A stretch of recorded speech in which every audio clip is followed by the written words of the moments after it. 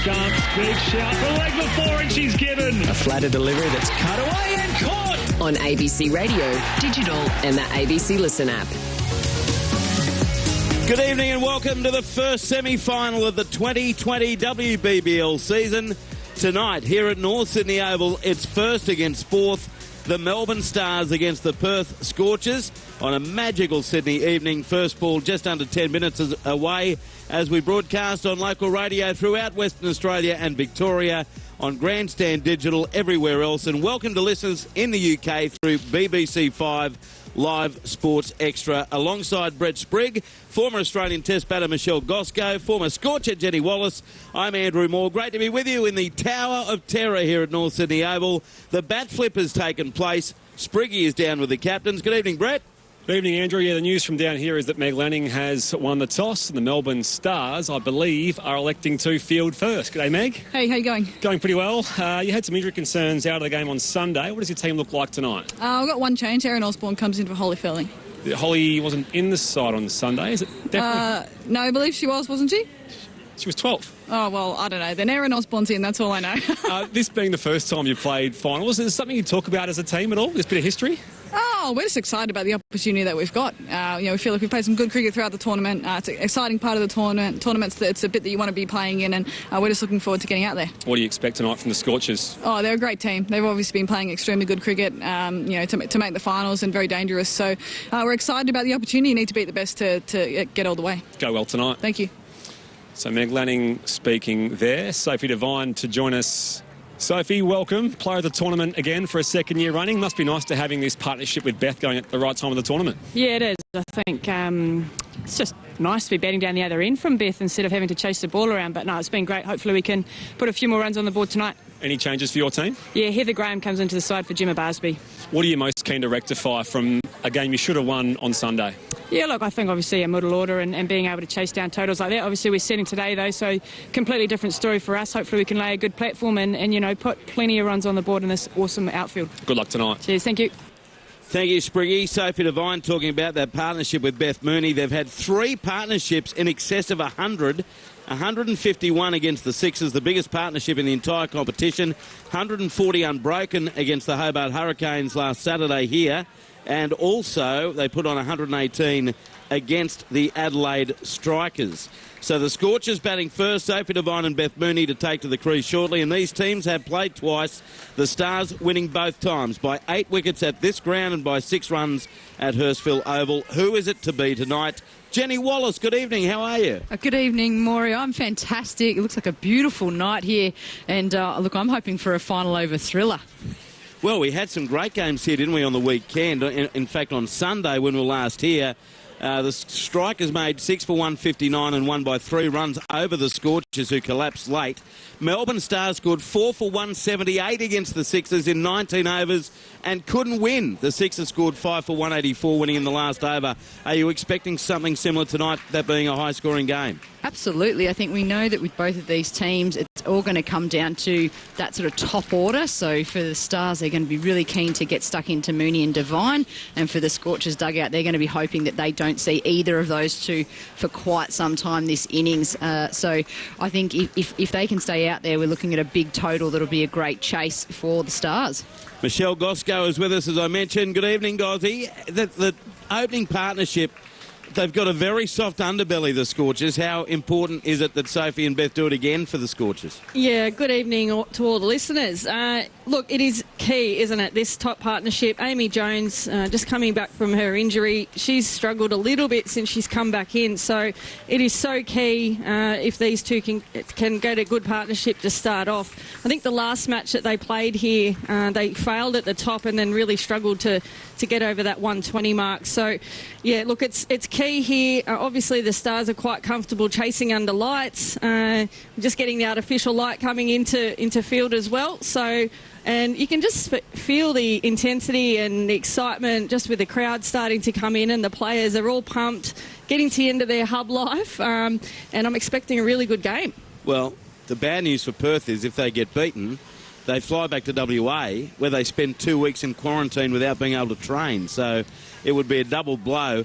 But you look, Gozzy, at these two. Beth Mooney, 524 runs at 58.22. 450, strike rate just under 120.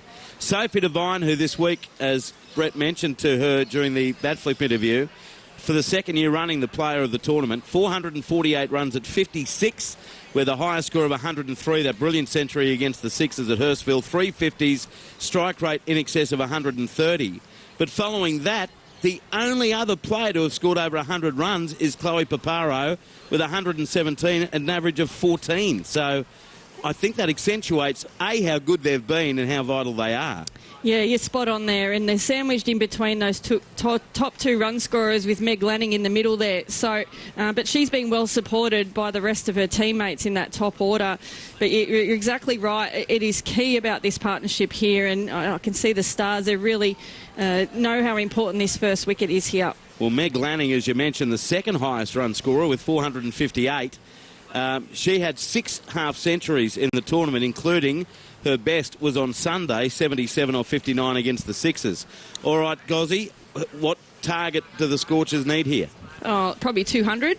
I think they'd be happy with that, but they need at least 160 to try and put pressure back onto the Stars. All right, we'll hear from you throughout the evening as the umpires Troy Penman and Claire Polisak make their way out to the middle on this stunning Sydney Wednesday evening. What about you, Wal? Do you agree, 160 minimum? I do. Look, I had a bit of a look into it, crunched the numbers as a true cricket nerd, and 153 is the winning average at North Sydney Oval, and I think they have to go above that to buy themselves some room to move. We know that, as we mentioned, the top order for the Stars is the best performing sort of top 4. So, yeah, I think I reckon a 165 plus. We're going to have 2 of the 3 leading run scorers up against one of the 3 leading wicket takers, Nat Siver, 18, top the charts with Sarah Coit and Sammy Jo Johnson, who we'll see here tomorrow night when Sydney Thunder take on her old team, the Brisbane Heat. And down the list in terms of these teams in the top 10, only Sarah Glenn, the leggy, who has 16 wickets and bowled superbly here on Sunday, picking up a 4-for. Here come the Melbourne Stars team, and they are Meg Lanning captain. Elise Villani is playing. Mignon Dupree, Nat Siver, Annabelle Sutherland, Erin Osborne is back from injury. Nicole Fulton, Tess Flintoff, who's been outstanding, the 17-year-old. Catherine Brunt, Sophie Day and Alana King. And the Perth Scorchers team, Beth Mooney and Sophie Devine to open. They're about to enter the fray. Amy Jones likely at 3. Chloe Paparo, Heather Graham, Nicole Bolton, Matilda Carmichael, Sarah Glenn, Tanielle Peschel, Piper Cleary and Samantha Betts. As Sophie Devine and Beth Mooney make their way out. So really, this opening 5 overs, Walt, could go a long way to telling the story if the Stars can strike. Absolutely. You mentioned Nat Siver. She's going to be key, isn't she? She's taken a lot of wickets this season. She lines up well. The sort of bowling that has been good against the Scorchers in their history has been the likes of a Nick Carey, Sarah Ailey, Renee Farrell, and that's the role that Nat Siver can play. And if she can get into these two during the power play, well, we've mentioned the middle order of the Scorchers plenty of times, so that's the challenge for the Scorchers, to see off the attack of the likes of Brunt and Siver, and as you mentioned, Flintoff. And I reckon Sophie Day is the other one to me that I've been really impressed with over this season. She's someone who's come out that we haven't really known who she is, but her economy rate's great. Left arm, orthos, that's also been an area where the Scorchers historically have struggled and lost some wickets against. So I think there are a few key bowlers and matchups that we'll see brought into play. Yeah, Sophie Day, 10 wickets at 21.4, an economy rate of 6.7. It will be Catherine Brunt to open the bowling from the scoreboard end or city end of North Sydney Oval. Hasn't had a heap of wickets. She's bowled 33 overs in the season, 7 wickets at an average of just over 30, but a very good economy rate of just under 6, wicketless in 2 games over the weekend. In fact, she took some tap. Who didn't? Against the Sixers, led by Elisa Healy on Sunday, 4 overs for 45. Yeah, Catherine Brunt, she's over her entire career with WBBL, still sitting in the top 5 economy rate, and that's something that for a fast bowler who bowls in the power play and in the death overs is a great achievement. Catherine Brunt taking a knee. Alana King taking a knee for social equality. And Sophie Devine and Beth Mooney standing out in the middle of the pitch in a respectful manner with their helmets off. So the semi-final series about to get underway. Melbourne Stars winning the bat flip, sending the Perth Scorchers into bat. So the team that finished fourth will bat first against the team that finished first on the table, albeit I've seen the Melbourne Stars live 3 times this year and they've lost them all. I'm surprised I was allowed in. And the Scorchers have lost 3 of their last 4. But this opening stage will be crucial. Sophie Devine takes guard. What a summer she's having yet again. Here's Brunt, first ball of the semi, bowls to Devine and she works it away through mid-wicket. Nice timing, but will only get a run as mid-on moves to right Erin Osborne to field. So off the mark immediately, no wicket for 1. Yeah, nice start from Soph Devine. She called that immediately. That's one thing these two, if you think back to the start of WBBL 06 when they came together as a new opening partnership, their running between wickets was the area that was a bit shaky, their communication. This back end, they've sort of started to settle that down. And Beth can shock you at times. Yeah, she does come out of the box. So that's up to, you'll see Soph, she'll be just assuming it's a yes every time at the moment because, yeah, Beth does scuttle. Beth Mooney, the leading run scorer in the competition, made 60 here on Sunday against the Strikers of 48, and she and Sophie, honestly, made it look like batting practice, and somehow they still lost. So we've got a short third in Sophie Day. We've got a deep point in Alana King and a deep fine leg. Catherine Brunt to the left hand of Beth Mooney over the wicket, and Mooney is running this down to deep third. And there'll be an easy run to be had. So 2 singles off the first 2 balls as Flintoff does the fielding. She's been a very impressive young bowler for the Stars, getting better and better as this tournament goes on. None for 2, the Scorchers in the first over, and Sophie Devine back on strike. And the 2 drives are Osborne and Villani, a little bit injury clouds for those 2. Here's Brunt against Devine, and she's pushing to mid-on. No is the call. Almost immediately to Osborne. So the score remains no wicket for 2 in the first over. Looking at the field, Lana King now deep third for the right-hander. There's a backward point, cover, mid-off. In fact, Alana King's just coming inside the circle, and the fine leg is dropping back in Sophie Day. So short third, backward point, cover, mid-off, mid-on, mid-wicket, deep square leg, deep fine leg.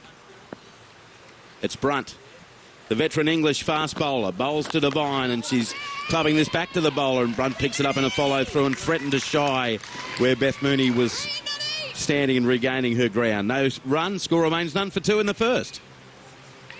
Well, these 2 are 2 that we all thought at the beginning should be teams making the top 4, even potentially a final matchup with meeting them in the semi-final, and I think it's a clash of the Titans tonight. Well, you've got elite opening bowlers against elite opening batters too, as Brunt is into Devine and she rolls the wrists on this, sends it down to Sophie Day at deep fine leg for an easy single. So the score along to 3, 1 ball left in the first over, Sophie Devine to 2, and now the field scatters with the left-handed Mooney on strike. And both of these players have enjoyed batting against the Stars over their careers with other franchises as well. So they match up nicely against the Stars unit. However, the likes of Brunt and Siver didn't exist for the Stars before. Brunt at the top of a run. Mooney taps the bat. Short, fine, deep third in place. And Mooney is driving just to the right of Osborne at mid-off. Slight misfield, won't cost her a run. She regathers in time. So another single, 4 of them in the over. Beth Mooney 2, Sophie Devine 2. We're underway in the first semi-final of the 2020 WBBL with the Perth Scorchers having been sent into bat, no wicket for 4 after a pretty good first over there from Catherine Brunt. Yeah, she was right on song. We didn't see her sort of really push for too much aggression. Sometimes she can sort of, her emotions can bubble out. She's definitely one of the white line fever 11 that you would see come through. Oh, I think she's captain. So sometimes in a big game like this, you can see her really push for that opening wicket for her team and to really kickstart everything. But I actually think that's a better over from her because the Scorchers are under pressure by the fact that they didn't just get loose deliveries and pace to deal with. So I think that's a really disciplined first over from the experienced Englishwoman. Well, now it's her English counterpart, Nat Siver, 37 overs, 18 wickets, average of 14.33 and an economy rate of just under 7. So she'll open the bowling from the fig tree end of this beautiful ground to Beth Mooney. Short, fine, deep square, mid-wicket, mid-on, mid-off, cover, reasonably close, about 15, 20 metres from the bat. Point, cover point, and a deep third as Mooney's beaten outside the off stump from the tall opening bowler Nat Siver, and through it went to the keeper Nicole Fulton. None for 4, the score remains. Nice start by Siva. Very nice start. You don't often see Mooney beaten on the outside edge, and she sort of really followed that one as it just continued to shape away from her, maybe a little bit of nibble off the seam. Bit of early nibble here. It's not much nibble for the pace bowlers generally at this ground as Mooney pushes, can't get a run. Straight to Lanning in the covers. And she was in on it quickly as you need to be. No run, none for 4. The score remains, and this is where this pair can drive you nuts with those tip and run singles. And you can see from our perspective, Meg Lanning is quite close at cover and pushing in, so I think she's really trying to address that. Here's Brunt. In again to Mooney, who whips this off of pads, but there's protection at deep square leg in the shape of Tess Flintoff. So just the one run. They've all come in singles so far. Mooney is 3, and the Scorchers in the second over, none for 5, and now a bit of a mid-wicket chat between Mooney and Sophie Devine. And the thing we learnt from the weekend games, Maury, as well, was think of Healy's innings in that game against the Stars. They actually started fairly slowly as well. There was a couple of overs that didn't race off, but then all of a sudden, once you get going on this field and you get the pace of the wicket and you start finding your placement, we know this is a high-scoring ground. We know Sophie Devine can hit it a long way if she gets her eye in. So it's Siva trying to counter all of that. Passed up by Polisak, and Devine whips it off the pads towards deep square leg. There's 1 and only 1. So another single for the Scorchers. Both batters, Sophie Devine and Beth Mooney on 3. None for 6. And again, the field, every time there's a run, just scatters with the left-hander now on strike. Brunt, who had done the fielding there at deep square, now moves into a cover point position. Beth Mooney on strike, and there's a mid-wicket Sutherland almost in a catching position midway between the pitch and the circle. Siva over the wicket, bowls to Mooney, tip and run on the offside. In comes Dupree, shies at the stumps as she hits the deck. It looked spectacular, but she missed, and Devine was home in any case. Another run. Mooney 4, none for 7 in the second. Well, it's a single-a-thon. It is, isn't it? Which is not usually what you're used to for either of these two teams' opening partners, especially not the Devine-Mooney combination. So only a matter of moments, I reckon, until we see Sophie Devine try something. Michelle Gosco will be getting excited by ever-increasing picket fence. And here's a wide down the leg side, a short delivery by Siva. And Sophie Devine almost treated that with contempt. Just stepped across the stumps and watched it through to the keeper, Fulton. So a wide the signal. No wicket for 8. Here in the second over. Nice little gathering too for a game not involving a Sydney team. Good turnout on that hill on the far side of the field. They call it the Doug Walters stand. Siva bowls to Devine, chops it onto a pad, set off for a run, instantly called back by Mooney as Siva picks up in a follow through. And other than the wide, it ends a very good over. 4 runs off again. 2 overs into the semi. And the Perth Scorchers, no wicket for 8, 4 to Beth Mooney and 3 to Sophie Devine. Yes, sedate little start. You can see the Scorchers are really just sort of feeling their way into it. As we all know, we've all discussed the middle order of the Scorchers at nauseum at times. There's talent there. Amy Jones listed at 3, just has had a really subpar season. Obviously hasn't played a lot of games from injury. Paparo's been a bit of a highlight when she's gotten a chance. Bolton has a lot of skill and can score 360 if she goes out with the mindset of playing in front of the wicket first. So we know there's plenty of talent in their side. We just often see the middle order crumble a little bit. So these two know they've got to bat for a long time. So Erin Osborne in the third over with her off spin. Very experienced player, but she's been out. She's missed the last 4 games, because of injury. 13 overs, 2 wickets, an economy rate of 5.3. So in the power play, very short run up, just starting behind the umpire Troy Penman. Bowls to Mooney, tip and run on the offside. In comes Dupree again, underarms at the stumps. And it comes off the glove of Nicole Fulton. And Sophie Devine would have been really having to stretch out there had that underarm attempt by Dupree hit the stumps. None for 9. Beth Mooney up by 1 again to 5. Yeah, I think that was going to be real close if that had been a direct hit. We know that's the way Mooney plays, and Soph responded really, really well to ensure that she made it, and the keeper had a bit of a fumble as well, which helped. But you can see Mignon Dupree at point. She knows how on she has to be. Any point fielder in this competition, you can almost have a battle between the best point fielders in this competition. Yes, there's been some beauties, and Dupree, it always helps being low to the ground in that position. As Osborne fires this in, Devine just plays along the ground into the gap towards long on. Fielding done no problem by Nat Siver. One more run. They've all been singles, apart from a wide. Sophie Devine 4, no wicket for 10 in the third over.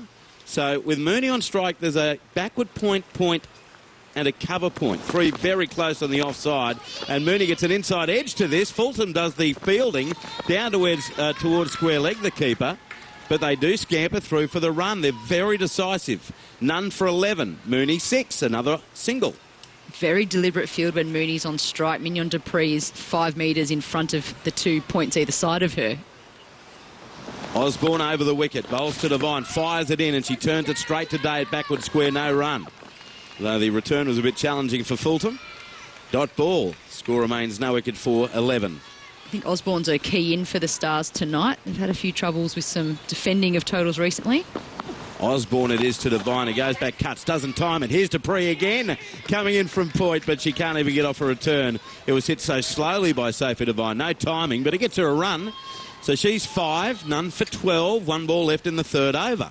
A very sedate start from this pair, but they're still there.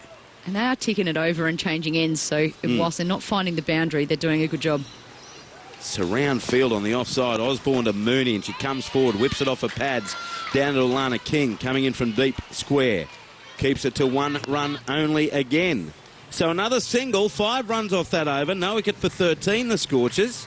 With Beth Mooney 7, Sophie Devine 5, none for 13 after 3. So tight start by the Stars bowlers and fielding unit. And really they're getting through, apart from Siver beating the bat on one occasion from a first delivery. Pretty calm here by the Scorchers. Yeah, I think it's been a disciplined approach from both sides, haven't it? We're waiting to see who tries to break the shackles first. Will it be one of the bowlers trying to go for that little bit extra and give away some width or length, or will it be one of the batters really chancing their arm and trying to go over this inner ring? Catherine Brunt's back. She's changed ends. She bowled the first over from the scoreboard end. Now she's at the northern or fig tree end of the ground, and she'll be bowling to Mooney. Again, short, fine, deep square, deep third, backward point, cover in close-ish, mid-off, mid-on, mid-wicket in close-ish. As down the wicket comes Mooney, gets an edge, and I think that's a legitimate edge. She was beaten there by Brunt, but gets 4 runs, the first boundary coming in the 4th over, and she was an old-fashioned nick, I think you'll find. None for 17. Mooney to 11. She danced down the track, and yep, that's an edge that would have fallen around first slip. Yeah, genuine edge, as you called it. She backed away a little bit to leg side, and just that little tiny bit of nip and angle across the left-hander, and that's twice we've seen that, beat Beth Mooney. We're currently calling from deep extra cover. Brunt bowls to Mooney, gets a leading edge on this. It runs to deep backward point. Alana King, who is a deep third man, comes in to do the fielding, and they get but 1. So Mooney to 12. We're back on the single train. None for 18 in the 4th over. Couple of moral victories there, I reckon, for the bowler. Yeah, absolutely. It's a hard one, isn't it, when you're a bowler and you see yourself draw the edge, and it's where you don't have a first slip and it races away for 4. As you said, it's a moral victory, but it doesn't quite fill the soul up for you. So Brunt's just bubbling away nicely, and importantly, she's sticking to her task and staying very accurate. They're even bringing the keeper up, which is an interesting move straight up. I just saw smoke, but it was coming out of Catherine Brunt's ears. Correct. So Fulton is standing up. Sophie Devine's on strike. She's 5 off 9 deliveries, and she can't get a run here as she plays to Delanning in the covers. Dot ball, no wicket for 18. It's an exciting time to be covering cricket in Sydney. The next 5 days is fantastic. We've got the semi tonight. Tomorrow night we've got Sydney Thunder v Brisbane Heat. Friday we're at the SCG for the first men's one-day, Australia-India. Saturday night we're back here for the WBBL final. And Sunday, the second one-day international at the SCG. Brunt bowls to Devine, a wide down the leg side. Fulton can't handle it. Shies at the stumps and hits Beth Mooney in the pads as they scamper through for a run off the wide. There was no bat in it. So it'll be 2 runs to the Scorchers total. None for 20. Brunt will see the little more, and it'll bring Beth Mooney back on strike.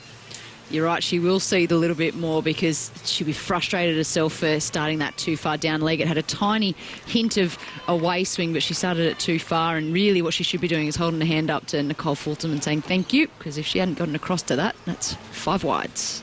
Mind you, should be thinking if she was back, it would have only been 1. Here's Brunt bowling to Mooney, and Mooney forced to defend. Nice delivery, spot on, line and length. And back to the bowler it goes. Brunt with a bit of nifty footwork does the fielding. Score remains no wicket for 20. In the 4th over, the Perth Scorchers sent into bat by Meg Lanning. I can tell you, Maury, their keeper does not come up to the stumps unless invited by Catherine Brunt. That is, I very much recall. She just demands. No, fair enough. Well, she's starting the top of a run. Past umpire Polisak. And Mooney, tip and run on the offside, this time towards cover. Sutherland comes into field, but they get through easily. No wicket for 21 in the 4th over, and Beth Mooney moves to 13. And that causes, the field to change. Bit of a chit-chat between Sophie Devine and Beth Mooney. Mooney's 13 off 13, and Sophie Devine 5 off 10. She made it look so easy on Sunday against the Strikers, 57 off 42.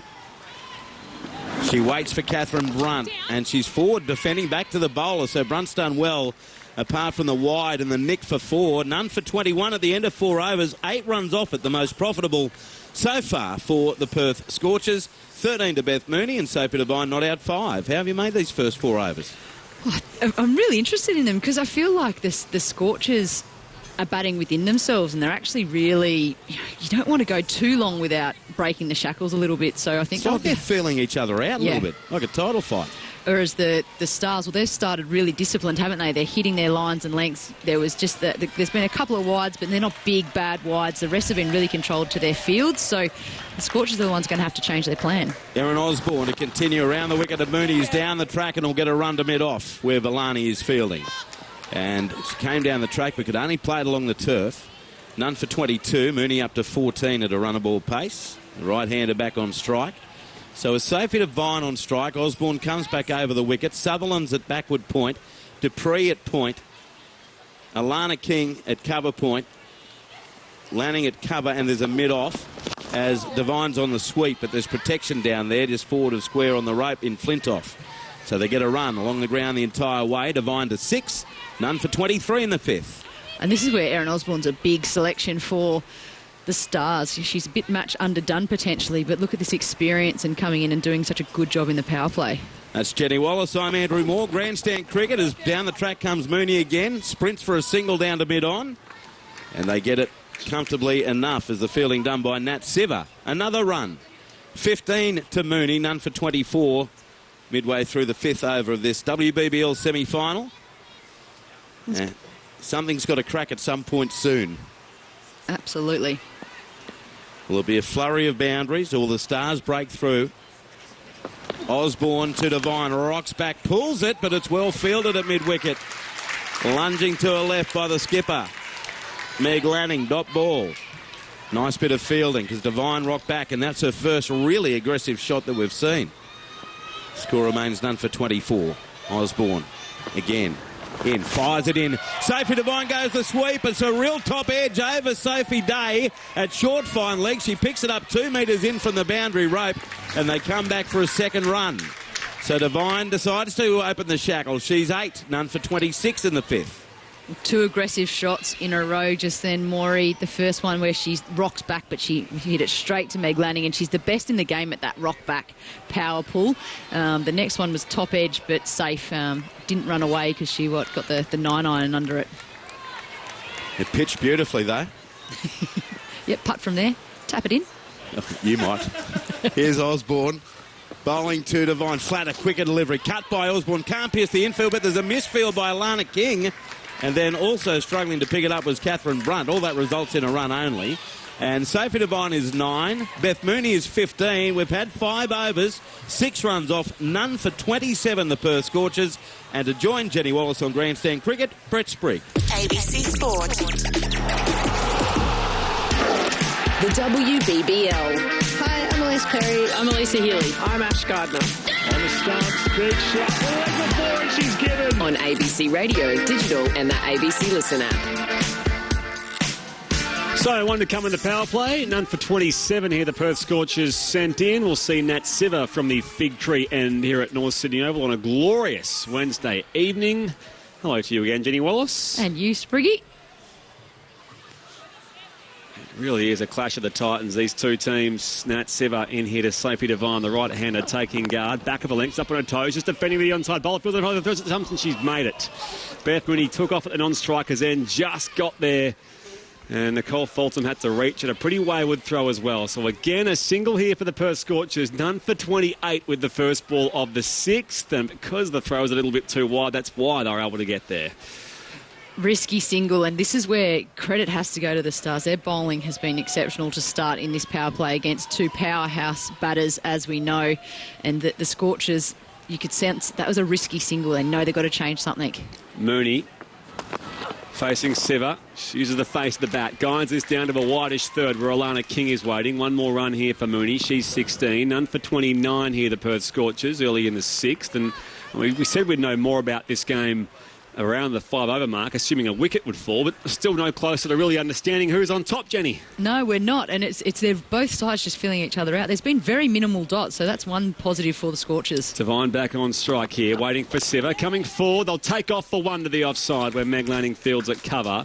None for 30. And a curious thing about these two teams we always point out is the crossover of players that have played for both teams.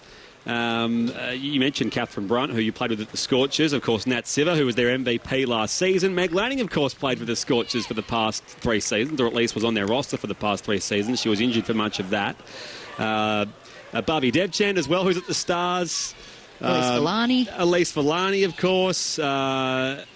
It's quite a roster of players that have sort of crossed over as Mooney is back on strike. Slower ball here from Siva. She plays it straight to cover. Again, Lanning's all over it. Easy single for Perth. None for 31. Honestly, the Stars, Meg Lanning will be... She wants to get a wicket, but she must be really pleased with this because there's been one boundary in this power play and it was off an outside edge where the batter was beaten. So, incredible start from the Stars. Such disciplined bowling so far. Devine on 11, waits here for Siva. This ball just skids through and she's wise to it, just keeping that ball out as it could, before it could hit her below the knee roll. That ball on middle and off from Nat Siva. So a dot ball, none for 31 here, one to come in the 6th. And I think Nat Siva might have started at the Stars before the Scorchers picked her up, so we can probably return her.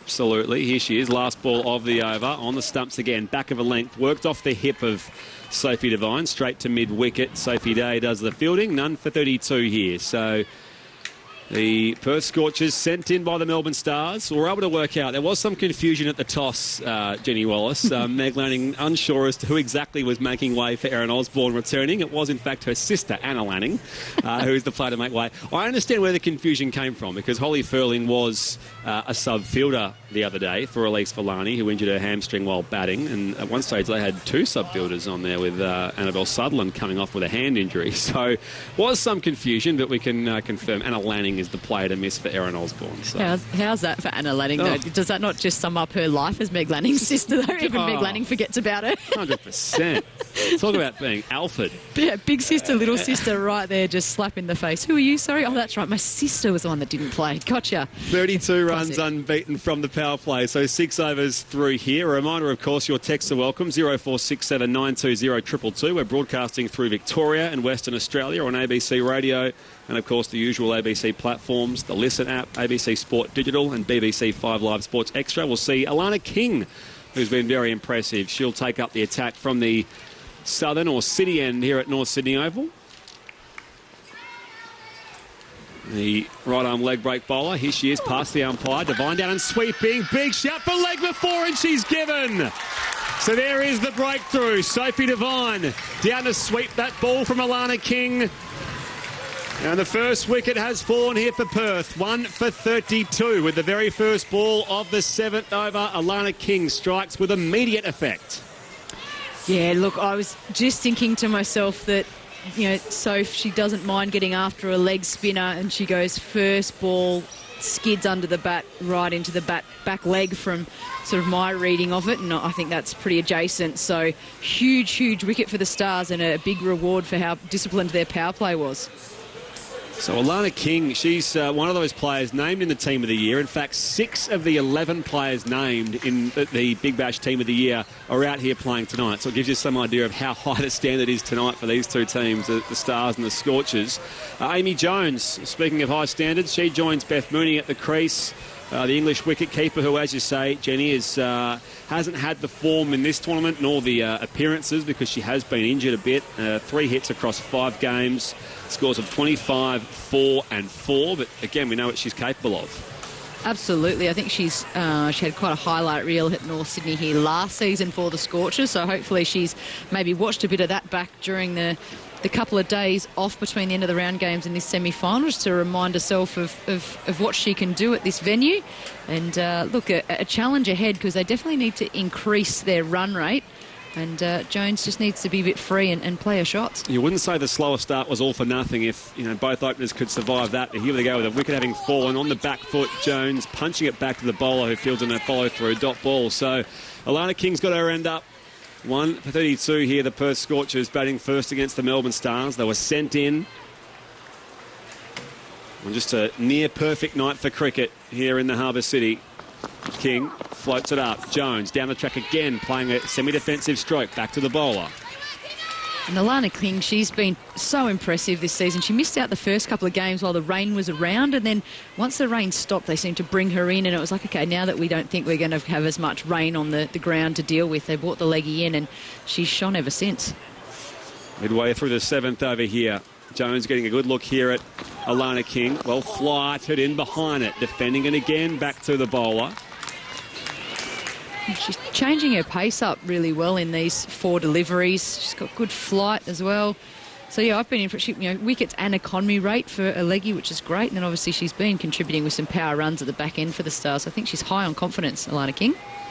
Here she is again. Flights it up. She lofts it back over the bowler's head. Fielder gets back there with the flight, and it's just evading the fingertips of Erin Osborne, who tracked it well from mid-off. But Amy Jones just spooned it up in the air. They'll come back and complete 2. She's off the mark, Amy Jones. 1 for 34 here, the Perth Scorchers. Geez, that was close. At first, I thought it was well and truly clear of Erin Osborne on the drive, but it just kept hanging up in the air. And Osborne, we've seen her take some screamers like that over her career. So, But only 2 runs off this over so far. It was close to a wicket made, and here is the last ball, cutting uppishly on the bounce to mid-on. She sort of pulls it in the end out to Annabelle Sutherland at mid-on. So that will be a dot ball to finish here. 7 overs complete. 134 the Perth Scorchers, sent in by the Melbourne Stars. That's all from Jenny Wallace for now. And joining us on Grandstand Cricket, again in commentary, Michelle Gosco. Good evening, Gozzy. Good evening, Spriggy. Good evening to all the listeners. What an interesting start to this game. I was a bit intrigued by how Devine and Mooney started. As Jenny mentioned, if they were able to bat out that 20 overs, it makes it worthwhile. But now they've lost a wicket, so almost behind the 8 ball. We've got to say that the Stars have bowled exceptionally well. I don't think there's been maybe one bad ball the whole game so far. And that's the pressure of a final situation, isn't it? We can talk about the runs projections all we like. And runs on the board are important. Everyone understands that. The usual totals you would look to sort of put on the board. If you can get maybe 20 less than that sometimes in a final, it's enough because you create pressure, not just in the run chase, but right throughout the match. And I think the Scorchers, despite the fact they're batting first, subject to some very good defence here from the Melbourne Stars in the field. Erin Osborne, change of ends for her, the off-spinner from the fig tree end. Mooney gives herself room, drives straight to mid-off and 1 run. She's now 18, 1 for 35, the Perth Scorchers. Can you imagine the pressure on Beth Mooney now? Normally Devine out there, she can just allow her to go through her gears, and she gets to 6th gear very quickly, and Mooney takes her time a little bit, but now that pressure's all on her, and Jones has been out for a large part of this tournament.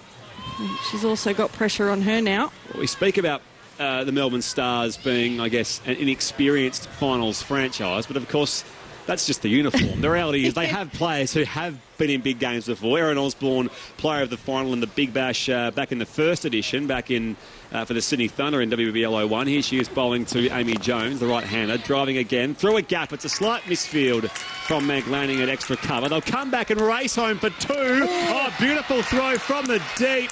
Was on target. The Mignon Dupree We'll look at this upstairs with third umpire Tony Wilds. Amy Jones was racing to get back at the non-strikers end. Did she get there, Gozzy? Oh, a direct hit. That always puts it into question, doesn't it? She might be in a bit of trouble here.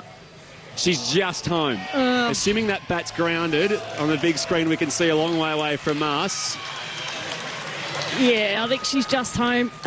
Oh, it doesn't take away what a fantastic throw it was from the deep from Mignon Dupree. Wow.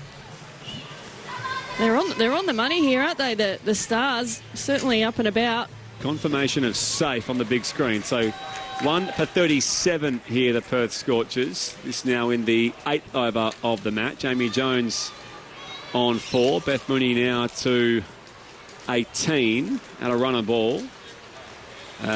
Amy Jones on strike, I beg your pardon. So, yeah, Osborne, as Jones comes down the track to her, works her down to long on. Easy single here for Perth. 1 for 38, Jones to 5. Well, we talk about dot balls, want too many of them when you're batting, but you also want to pick up a boundary. I think there's been 1-4 the whole innings. And that was the edge, wasn't it? The Beth Mooney edge earlier in the match. 4th ball of the 8th over. Osborne, the off spinner, flights it up. Mooney drives here. They'll take off for 1 again to Mignon Dupree. That was brave, given her prolific work a short time ago. Another single here for the Perth Scorchers. 1 for 39. So she was player of the final in WBL 01 for the Sydney Thunder. She's played all 3 forms for Australia. She's a World Cup winner, so she's a big in here for the Melbourne Stars, who, of course, have shrugged off the injuries of Elise Villani and Annabelle Sutherland.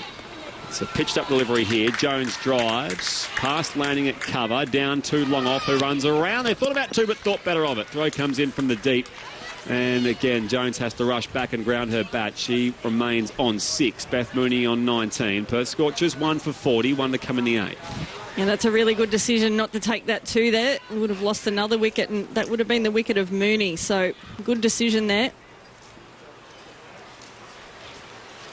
Mooney face the last ball over. Back of a length, giving herself room to cut. Straight to landing at extra cover. They'll scamper through for 1. And Lanning's throw came in on the bounce from cover point. So a single to finish off, and Beth Mooney will keep the strike next over as well. So 8 overs complete here. 1 for 41, the Perth Scorchers, sent in by the Melbourne Stars in the first of our WBL semi-finals. This 6th edition of the tournament. Tomorrow night, the Brisbane Heat and Sydney Thunder to do battle. And one thing I should point out, Gozzy. Yep. Is that I can see a few keen punters on the Doug Walters hill on the far side of the ground, carrying cardboard cutout faces, and the kits they are wearing eerily similar to the one you arrived in a short time ago, the North Sydney Cricket Club kit. Yes. Who do they belong to? Well, they play for UTS North Sydney. We actually got I club coach here with the girls, the women's program, and we actually got punted off our training facilities this afternoon because the WBBL was on. So I said to the girls, why not come and watch some quality cricket? So they're here to support the girls, the players, not me, Spriggy. So, but they've just sent me some selfies already. Helena King from the city end flights it up. Full toss here for Mooney. Driven straight to mid-off. They'll get an easy single again. Mooney has 21. The Scorchers 1 for 42. So she's half of Perth's score so far. Yeah, that's good. There's a few hundred in so far. There's still a few coming in tonight. What better way to learn, right, than coming, sitting and enjoying the cricket? See Meg Lanning, Beth Mooney, Sophie Devine, who've been dismissed for 12 already. This is the 9th over of the match. Amy Jones just taking some time to assess the field. Backward point. Regulation point as well, Elise Villani. She again lofts the leg spinner up in the air. Fielder gets back, and this time the catch will be taken by Osborne. Straight down her throat. Amy Jones, who got lucky the previous over. The fate falls upon her this time, and the Scorchers fall to 2 for 42. Jones out for 6. Yeah, very similar shot. Inside out around the shot. King's just getting some really good shape that's actually coming in, and then when it's landing on the pitch, going away like a normal leg spinner. But it was a pretty poor shot there, trying to hit against the spin, and then just got an outside edge, and a really easy catch there. That's a big blow there for the Scorchers. And Alana King just continues her amazing tournament. Now 14 wickets. Her average is dropping now below 17. Her best figures were 2 for 15 against Perth earlier in the tournament, so she's already got a couple of wickets here tonight. This time with the second ball, the 9th over of the match. So superb work from Alana King, the leg spinner, and now Chloe Paparo to the crease here for the Perth Scorchers. Yeah, King's been exceptional. She looks like a completely different player from the first couple of seasons in WBBL. But just being surrounded by such good players, I think she's really learnt off them as well about just backing yourself, and can certainly see that in her play here. So fielders are back here at mid-wicket, long on. And there is, I think, a sweeper on the offside who's standing beyond the rope there, Tess Flintoff. As the left-hander Mooney's on strike, the batters did cross. She drives this and beats Day, diving across for mid-wicket. But again, content with just the single. Mooney has 22. The Scorchers 2 for 43. Off the SMS, Jace from Sydney. Looks like my next 5 nights of listening are sorted with 5 nights of cricket. Good on you, Jace. Sounds awesome. There's another one here, which is just very nice words for Andrew. Thank you, Gary and Bundina. Glad you're at the ABC. Love my footy, but also the cricket. It's great to hear you during the summer calling the cricket. Good on you, Gary. If you want to send some nice messages my way, that's fantastic too. 0467 920 222. Here's Alana King, and now Paparo looking to guide this down very finely. It just beats the top edge on this occasion.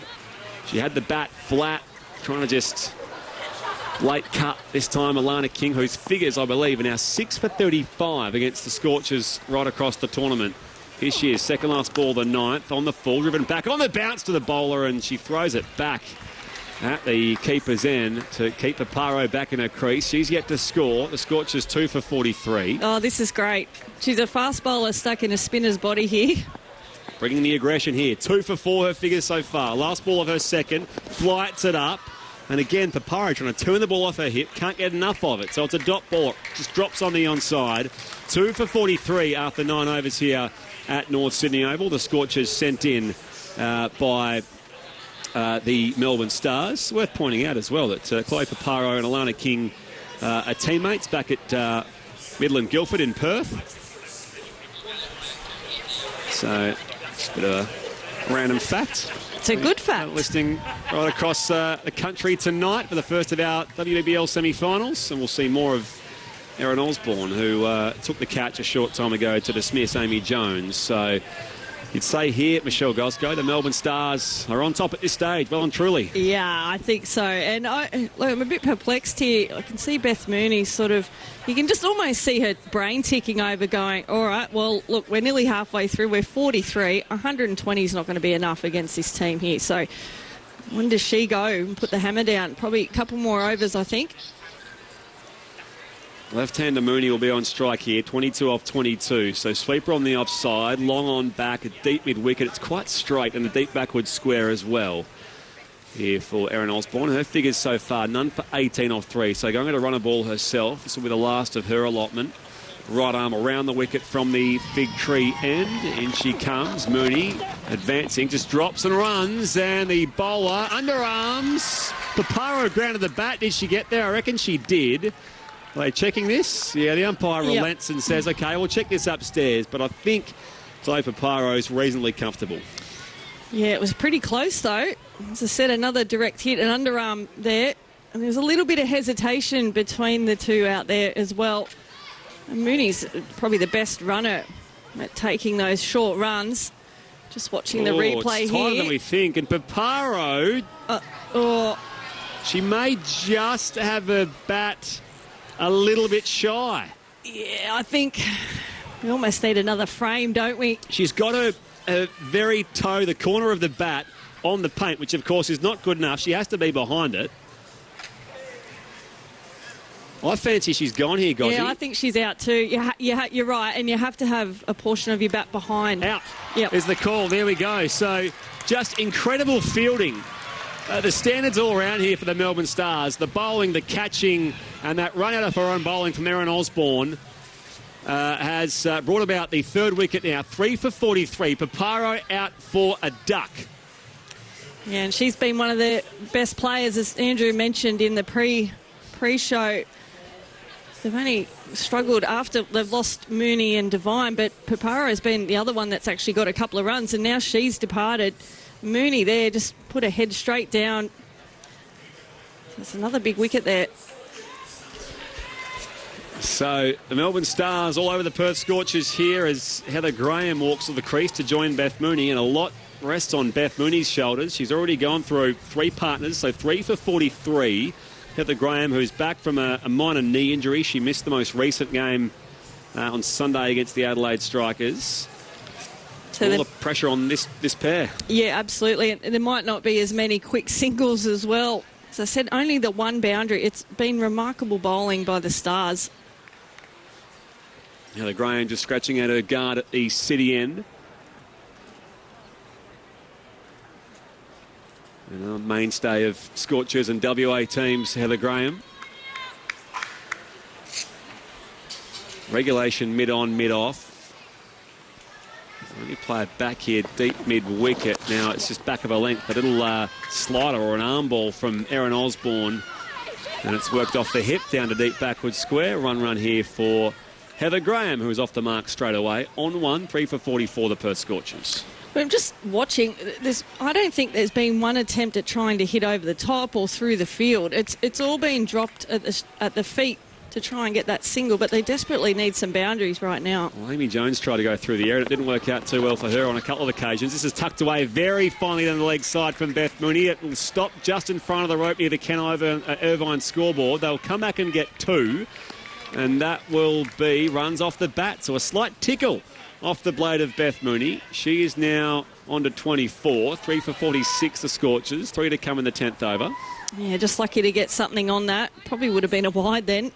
So 2 runs to add to the total.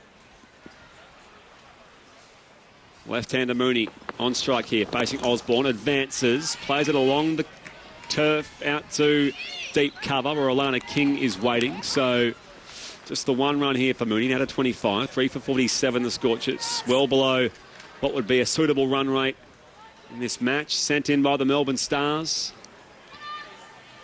I just wonder what Shelley Nitschke's message will be at drinks. Graham meets this ball in the full toss for Erin Osborne. Throw comes, the non-strikers in again. Great work this time from Catherine Brunt, but they get the relatively easy single. Heather Graham to 2, 3 for 48 here, Perth. Yeah, another really good piece of fielding. They're on their game here. The Stars are certainly up for this. There's no nerves for their first time in the finals at the moment. Certainly right. Last ball, the 10th. Again, placed well. Down the track, Mooney just drops it to the offside. Throw comes again. It's a little wayward. They'll run on the overthrow rule. They know. They think better of it after all. Just the 1 run to finish off the 10th over here. So Beth Mooney now has 26. And the Scorchers only 3 for 49 after 10 overs here at North Sydney Oval. They lost Devine for 12.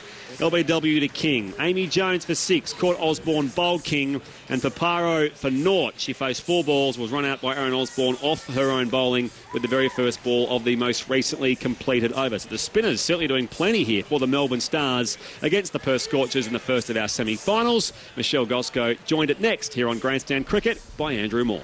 The WBBL. Hi, I'm Rachel Haynes. I'm Elisa Healy. I'm Nick Carey. Down the pitch, gets a full toss and hits it for 4. On ABC Radio, digital and the ABC Listen app. Thank you, Spriggy. Well, when I was last on after 5 overs, none for 27, it was, who knows, something's got to give. Well, the Scorchers' top order has given way to this such disciplined display by the Melbourne Stars. 3 for 49 halfway through the innings, with Beth Mooney not out on 26, Heather Graham on 2. Good evening, Michelle Gosco. My goodness, they've been good, the Stars, haven't they? Yeah, good evening, Maury.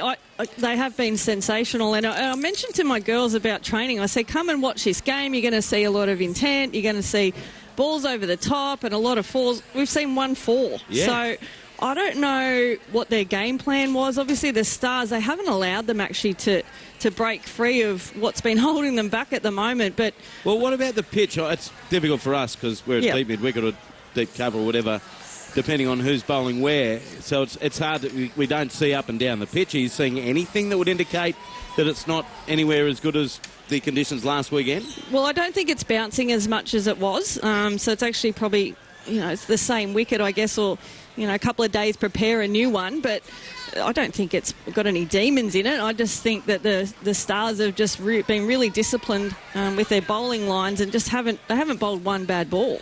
Alana King, 2 overs, 2 for 4. Yep. She's got both wickets from the bowler. Erin Osborne's taken a catch and affected a run out. So it's the King Osborne show.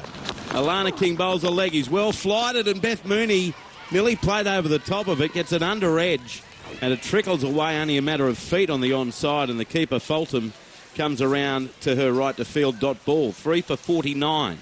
The 11th over. Here comes King. Down the track comes Mooney, meets it on the full toss, but can only hit it a bit off. Brunt shies. If that hit, she was out, Mooney, but she missed. So a single, 3 for 50. The half century coming up for the Scorchers in the 12th over, and Mooney moves to 27. Well, I reckon she just... It was Tiver actually mid-off. Yeah, and she just got a bad bounce, so a little bit fuller, and she would have been gone there, Mooney. I don't know what... She's still trying to deal in singles here. Yes, I think as you said just before, it's not going to be enough singles. If they score at 7 and over from here, they're going to be lucky to get 120. So here's King, now bowling to Heather Graham, who's 2 off only 2, comes down the track, plays straight to mid-off. They set off for a run. They get it on the throw of Erin Osborne, who misses at the non-striker's end, backed up by Sophie Day. Heather Graham is 3 for 51 in the 11th.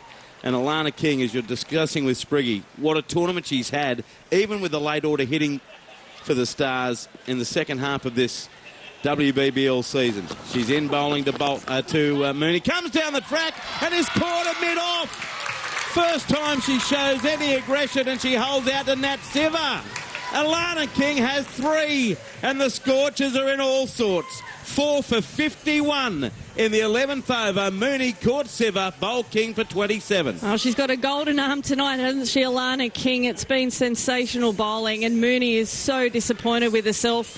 She needed to either go aerial or on the ground, and all she did was able to go straight at the chest of Siver out there, and it was a really good catch. And Alana King, she has been a standout for me in this tournament, as you mentioned, even with the bat. So well-deserved wicket, and they really celebrated that one. They know how key that is there, the Stars.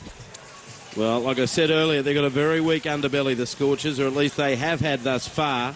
Only 1 boundary for Beth Mooney in that innings of 27 off 29 deliveries. She's out in the 11th over, and all of a sudden the Scorchers are 4 for 51 in the semi-final against the Melbourne Stars. Well, at least she scored the only boundary that the whole team has got. Nicole Bolton comes out. Now, I mentioned before Paparo, the only other player to get 100 runs. Bolton has as well. I misspoke. 102 runs, but only 12.75. And she edges this first delivery down towards third man. They have 1. Coming back, no. Sutherland gets the return on its way to the keeper. So just 1 run there. So she's off the mark, Nikki Bolton. Veteran campaigner. She's 1, 4 for 52. Yeah, very experienced. Has just struggled a little bit with her timing in this tournament. It just looks a bit clouded with what sort of role that she's supposed to play. But I reckon this outfield's a little bit slower than what we've seen, Maury. Might have had a bit of water in it. And Nicole started all right. 25 off 23 in the first game against Brisbane Heat. And not much sense as Graham comes down the track, but it's beautifully fielded by the bowler, Alana King, in a follow-through, who's bowled 3 overs and has 3 for 7. Not a bad effort in a finals game or any game. 4 for 52 after 11, the Scorchers. 3 runs off that one in the wicket of Beth Mooney, the prized wicket for 27. Oh, she so deserves it. And she's been there from season 1, Alana King, been through the highs and lows, and she's just taken enormous strides this year, hasn't she, in her cricket, and deserves every accolade that she gets, and she's turning this game on its head. So Matilda Carmichael in next. She's shown she can hit the ball in only a few opportunities for the Perth Scorchers. 32 off 30 against the Stars. 35 off 23 against the Heat, but only 1 against the Strikers on Sunday. But for now, it's Nicole Bolton on strike. She takes guard. Catherine Brunt back into the attack, so it's unrelenting here from the Stars. And the other thing we should point out, I don't think Sophie Devine can bowl again today with that lower back thing that she missed a couple of games with. Yeah, I did read somewhere that she was going to bowl, but she hasn't picked up that many wickets. I think she's only got 5 for the tournament. So, here's Brunt. Bowling to the left-hander, Bolton, who's on the drive, but straight to Lanning, coming to a left from cover, no run. 4 for 52. You can send us a text, 0467 920 222. Sitting outside in the Catherine Heat, loving the awesome call of the game. Gozzy, can you sneak in a cheeky shout-out to the Australian Defence Force cricket girls? Thanks, guys, from Tash. Oh, bless. G'day, Tash. I do coach that team and have done for 6 years or so. Here's Bolton waiting for Brunt, and she turns it off her pads down towards deep square. They have one. In fact, Sophie Day fielding inside the circle at mid-wicket, tracks it down, keeps it to a single. So Bolton to 2, 4 for 53 in the 12th. And the women's Australian Defence Force women's side have certainly come along in leaps and bounds in their humble beginnings, and certainly have done a great job of providing some quality cricket over the last couple of years as well. Who do they play? They play Governor's match in New South Wales. They went to England a couple of years ago. Nice. Yeah. Very well coached, I believe.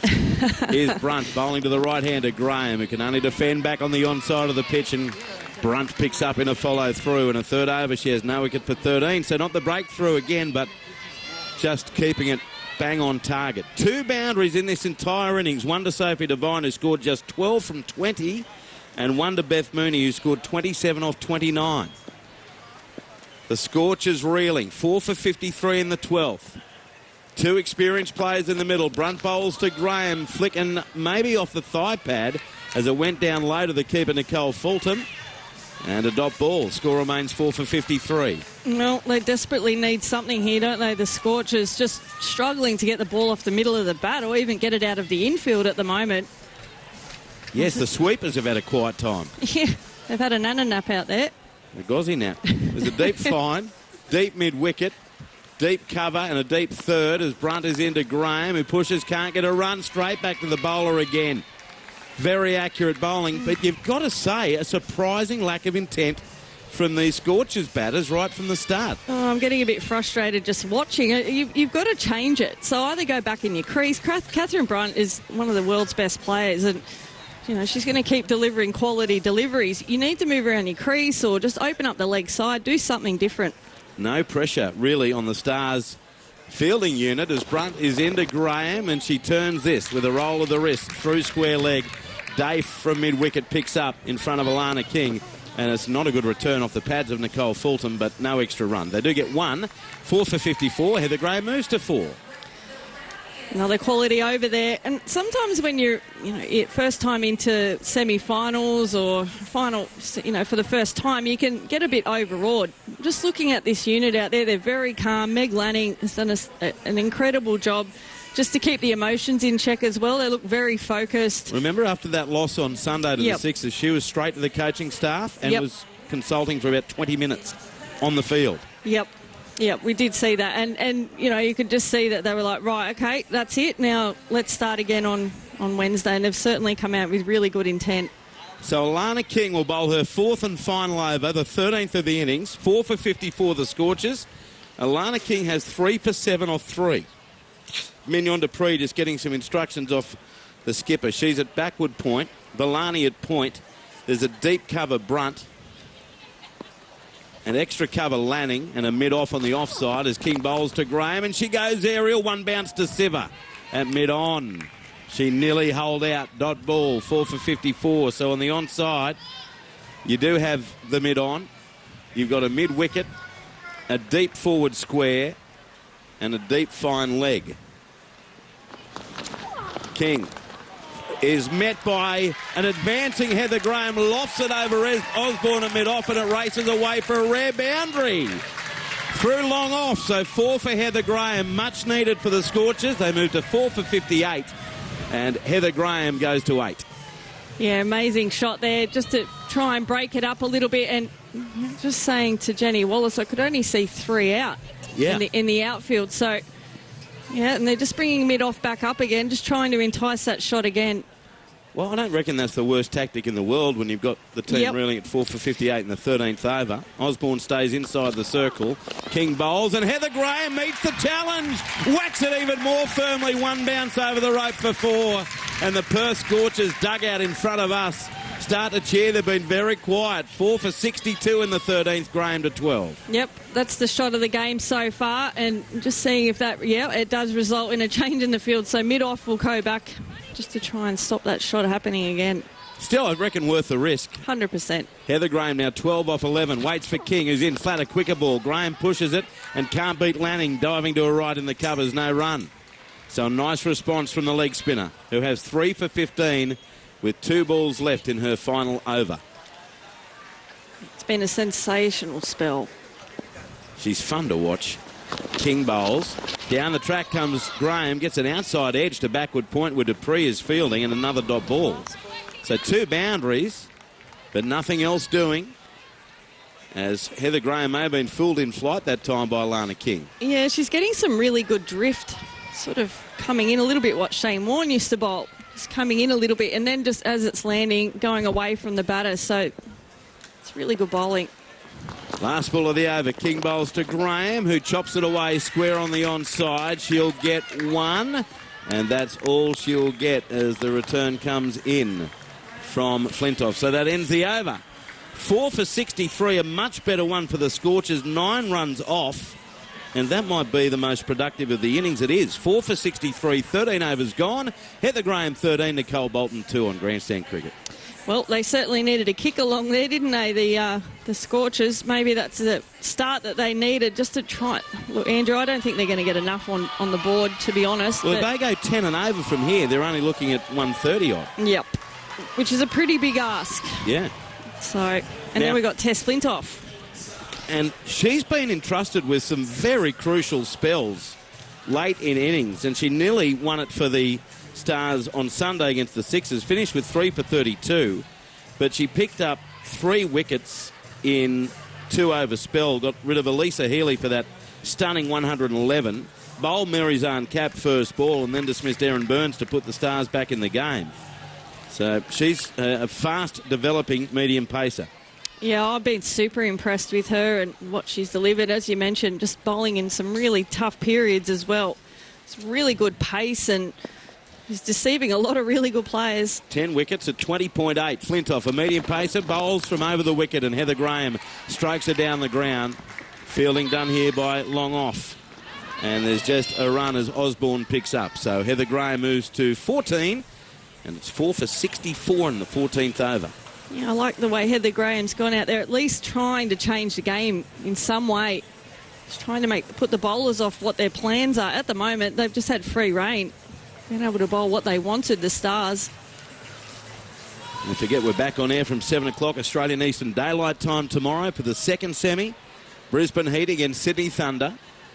The final on Saturday night, same time. Now it's Nikki Bolton on strike to Flintoff, and she's forward on the drive. Can't beat mid-off, but set off with the strike. So she gets a run down to the fielder there, and there's an easy run to be had to Dupree. So Bolton moves to 3, 4 for 65. And Siva's still got 2 overs as well. It's been the bowler of the tournament for me. So it's another tough ask here for the Scorchers. Now it's Graham. Well, it's important for the Scorchers to have some momentum going at that point. Flintoff bowls. Graham goes over the top, and there's one bounce to Dupree at long on for a run. Oh, and the throw at the stumps nearly carves up Tess Flintoff and the stumps. So 1 run for all of that. 15 to Graham, 4 for 66. It gives the umpire, Claire Polisak, something to do. Pick up the bails. Tess Flintoff was much more polite than I would have been, just with a, ooh. I might have said something stronger. You would have got your cranky pants on, Andrew, no, I reckon. I don't own any. My kids, if they're listening, and they won't be, they might disagree.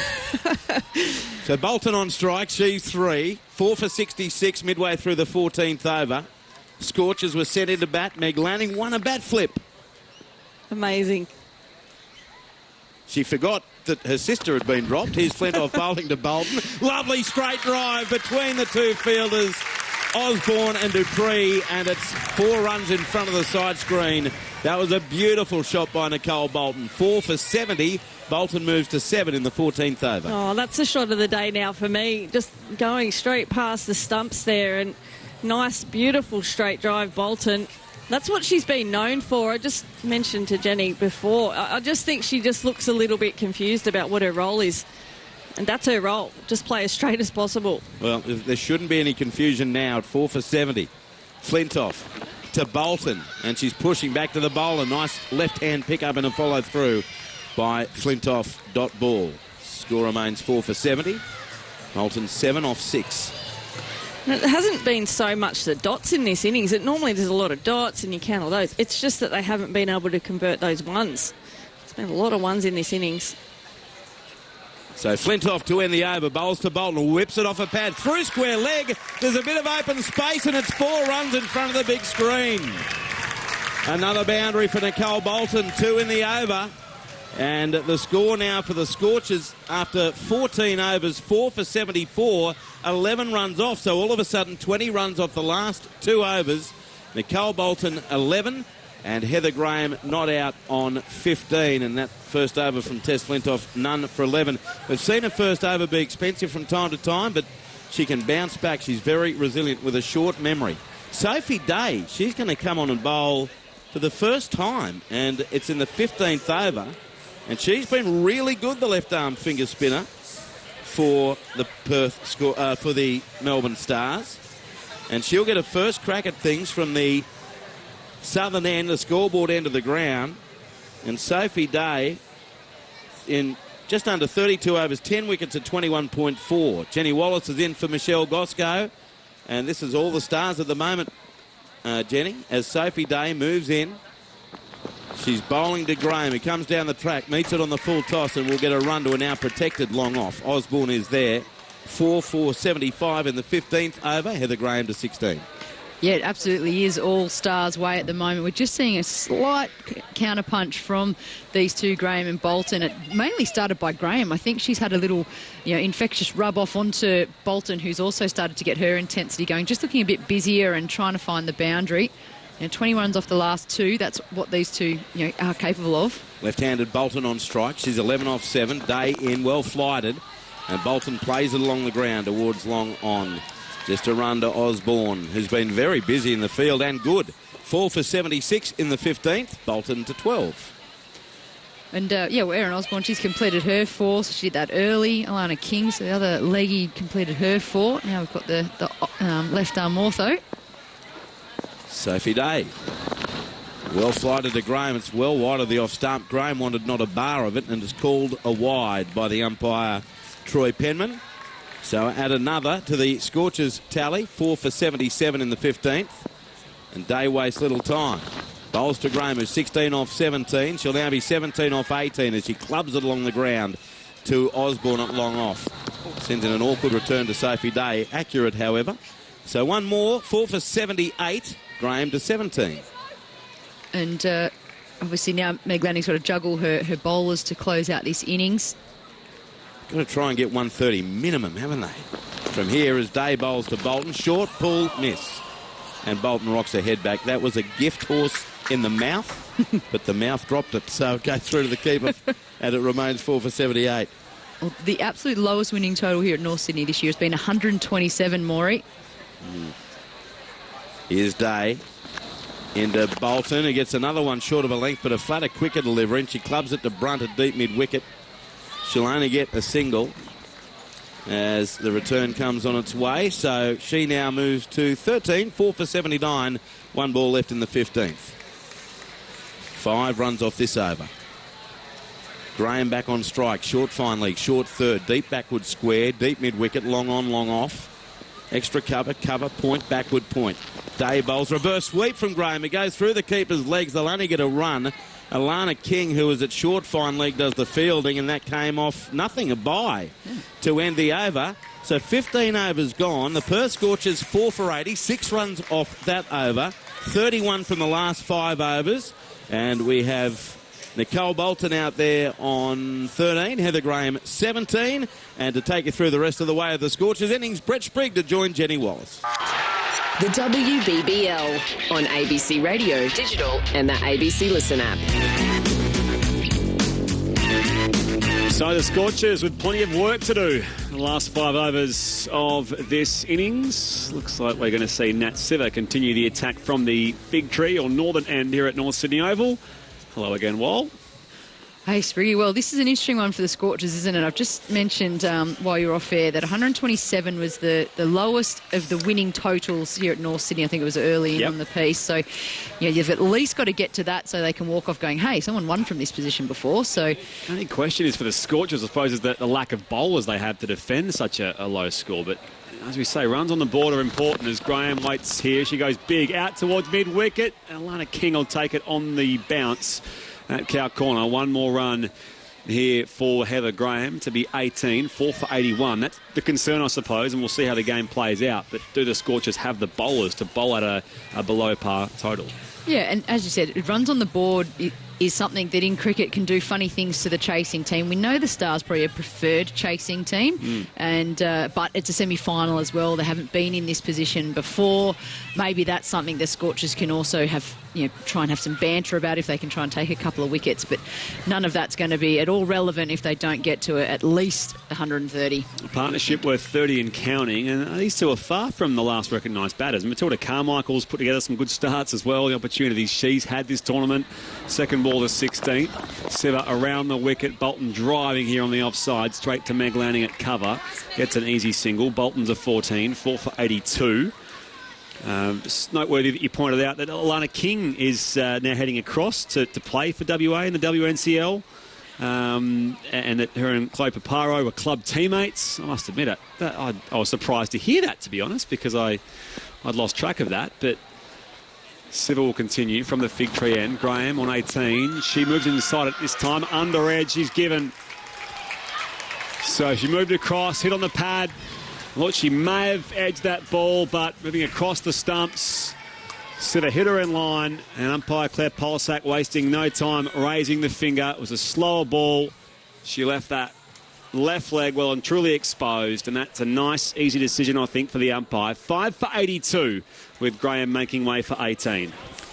And it was a good little counterpunch from Heather Graham, but so far in a hole at the moment, the Scorchers, that it's going to need one of those miracle, I suppose, they need a Laura Cummins innings, don't they, to dig themselves out and find some momentum. Heather Graham, trying to manipulate and find somewhere else to go, and just deceived by a really good slower ball from Nat Siva. So, Sarah Glenn's coming out to bat. Spriggy, we constantly keep hearing in the media and from the English sort of sides of cricket telling us that she can hit a long ball. They're going to need every bit of that. Just to finish off on the Alana King thing, so I guess it sort of threw me because Emma King, of course, is the spinner I usually think of for WA. I usually get a text or two from Jeff, Emma's dad. Of course, Emma's been 12th for most of the games here for the Perth Scorchers this campaign. But, a lot of Kings out there playing bowling spin for WA. Yeah, so when that does come around to WNCL time, and that's why it's different. Usually that is before this competition. There's some of those rounds. It hasn't been this year, so they will have King squared available to them. Sarah Glenn here, batting deep in her crease, facing her fellow Englishwoman Nat Siva. It's a short ball, back of a length. She's guiding it down with a thick edge down to third. They'll get the one, so Sarah Glenn is at least off the mark with one. 5 for 83 here, the Perth Scorchers in the 16th. So obviously, Shelley Nitschke's gone with the idea of this potential get someone to maybe hit us out of trouble a little bit by sending out Glenn, because they do have Matilda Carmichael still in the team, who's managed to keep her spot since replacing Sophie Devine when she was injured. Siva, right arm around the wicket, left-handed Bolton driving square of the wicket, out to the sweeper in the deep, Catherine Brunt. Just the single here for Nicole Bolton to 15. 5 for 84, the Perth Scorchers in the 16th. Yeah, movement, it's something we cover a lot when it comes to the WBBL. There's a lot this year with the movement. You've talked about the past Scorchers players now playing for the Stars. Obviously, WNCL, when that comes in the new year, we'll sort of start to actually understand who's playing where, because there's definitely been some movements in that format as well. I guess we're not clear on what that competition looks like this summer either. Another short ball this time, pulled very fine. And Sarah Glenn just helping that ball on its way down near the sight screen at the city end. 4 runs here for the Perth Scorchers. That's just the 6th boundary of the innings so far. So Sarah Glenn moves along to 5, and the Scorchers 5 for 88 after 16 overs. Brett Sprigg alongside Jenny Wallace here on ABC Radio through Victoria and WA, ABC Sport Digital and the ABC Listen app, as well as BBC 5 Live Sports Extras. Yeah, still no clearer on what the 50-over format looks like this summer, Jenny. I suppose we'll have to sort of wait and see what becomes of that. Yeah, absolutely. And look, at the moment, we've just all been consumed with WBBL and the players in hub life and all that sort of stuff. So get the festive season out of the way, and I guess we'll start to find out what's going on with WNCL and the 50-over format. More of Sophie Day from the city end here. So her only over so far, going for 5 runs. Impressive left-arm finger spinner, bowling here to the left-hand batter, Nicole Bolton. Well flighted, coming down the track, works it off the legs. They'll think about 2 out to mid-wicket. They're content with just the single. 1 run here for Bolton. She's now 16, 5 for 89. Your texts are welcome, 0467920222. There's a few of these. G'day folks, loving the call from Carnegie in Melbourne whilst watering the garden and having a few refreshing brews. The perfect soundtrack. Cheers, Andrew D. Appreciate your correspondence, Andrew. And there's a couple of these coming through as Glenn waits for Day. She's back and cutting straight to backward point. Release for Lani is waiting. Dot ball. Hi guys, just sitting up on my deck after cooking tea on the barbie. Just great that I can listen to your coverage of the game on Grandstand. All I can say is thank you. You really made my night. Brian at Whiteside, thank you very much. Another full ball this time from Sophie Day. They'll take on 1 here to Meg Lanning. At cover, the throw comes in, but they make it, and the throw was wide as well. So Sarah Glenn now ticks along to 6, 5 for 90, the Perth Scorchers, with 2 balls to come in the 17th.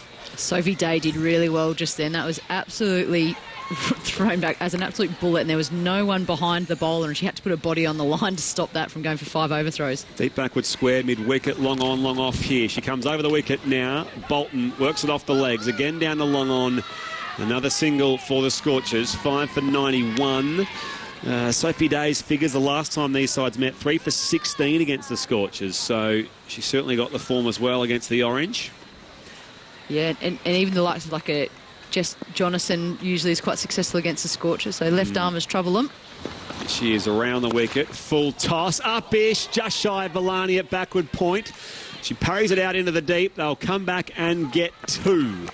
So not a bad effort that time from Villani, and it's been mopped up by Mignon Dupree and Catherine Brunn out behind her. So I don't think it was quite dropped. It was just an awkward half volley that time for release Villani in front of the umpire, square of the wicket. So Glad now has 8. The Scorchers 5 for 93. 1 to come here in the 17th. As Day continues, Glenn gives herself room. Thick edge again. Gets it very fine behind the keeper. Mignon Dupree gives chase from Gully. Shares the ball out to Alana King, and again they'll come back and finish off 2 runs, the Perth Scorchers batters. So Glenn now has 10, 5 for 95 here, the Scorchers. 18 balls to come in their 20 overs. What's the best case scenario from here, Jenny Wallace, for them? Well, I think they've got to find a way to get at least 10 and over, so an additional 30 takes that to, 125?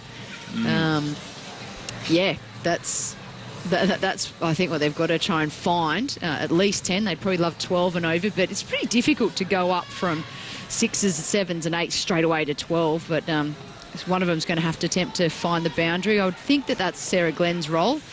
I think Bolton, I know at some point here she'll pull out her reverse and her sweeps and her paddles, but I still think that when they keep the drives up and covers up, that she should back herself to either go through or over those areas as well, as much as she likes to go to the reverses.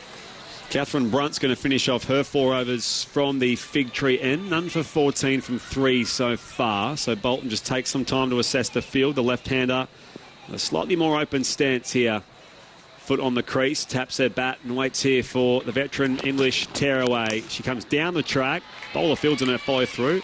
Almost dummies the throw back at the batter as well. Dot ball here, 5 for 95. Great ball, Catherine Brunt, and this is where, the recruit with the likes of Siver and Brunt, just that international experience. Brunt's been there, done that so many times, and she thrives in this sort of situation. 18th over of this match. The Scorchers sent in by the Melbourne Stars in this WBL semi-final. Here she is again. Slower ball, half tracker, reaching at this to pull Bolton, but it's down the leg side and signalled a wide anyway, so she'll have to bowl it again. 5 for 96. At least it keeps the score ticking for the Scorchers. But you know that Nicole would much prefer to be able to get bat on it and send it to the rope. She's thinking, I want a 4 early. We've had a dot and a wide. If I can get a 4 this ball, it's a good start to the over. She is in again, Catherine Brunt. Bolton waits for her, drives back over the bowler's head. Long on comes around, though. Cuts it off. Just a single here for the Perth Scorchers. Bolton now to 18, 5 for 97. It's an interesting one. Villani, you were just talking about because she dropped, or maybe they had that ugly sort of half-volley chance. She does not field at point in general. This is them trying to help her out with her hamstring strain and an issue that she's carried into this game. Fielding first may play into the Scorchers' benefit by the time she has to come out to bat, potentially, whereas we saw the other game she batted first and then didn't take the field.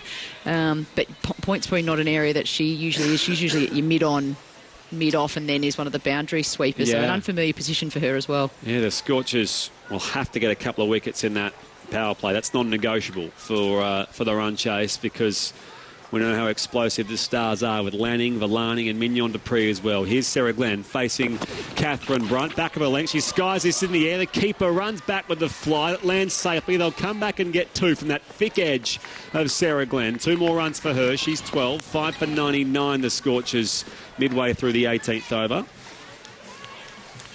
Oh, it's a good sign of intent. Top edge, doesn't get the middle of the bat on it, but you can tell she's the one that knows this is her job, Sarah Glenn. She's got to try and ideally clear the rope, at least find the rope. Option straight, because the 2 drives are up. Spriggy, deep mid-wicket down in front of us, Alana King. She's patrolling down here.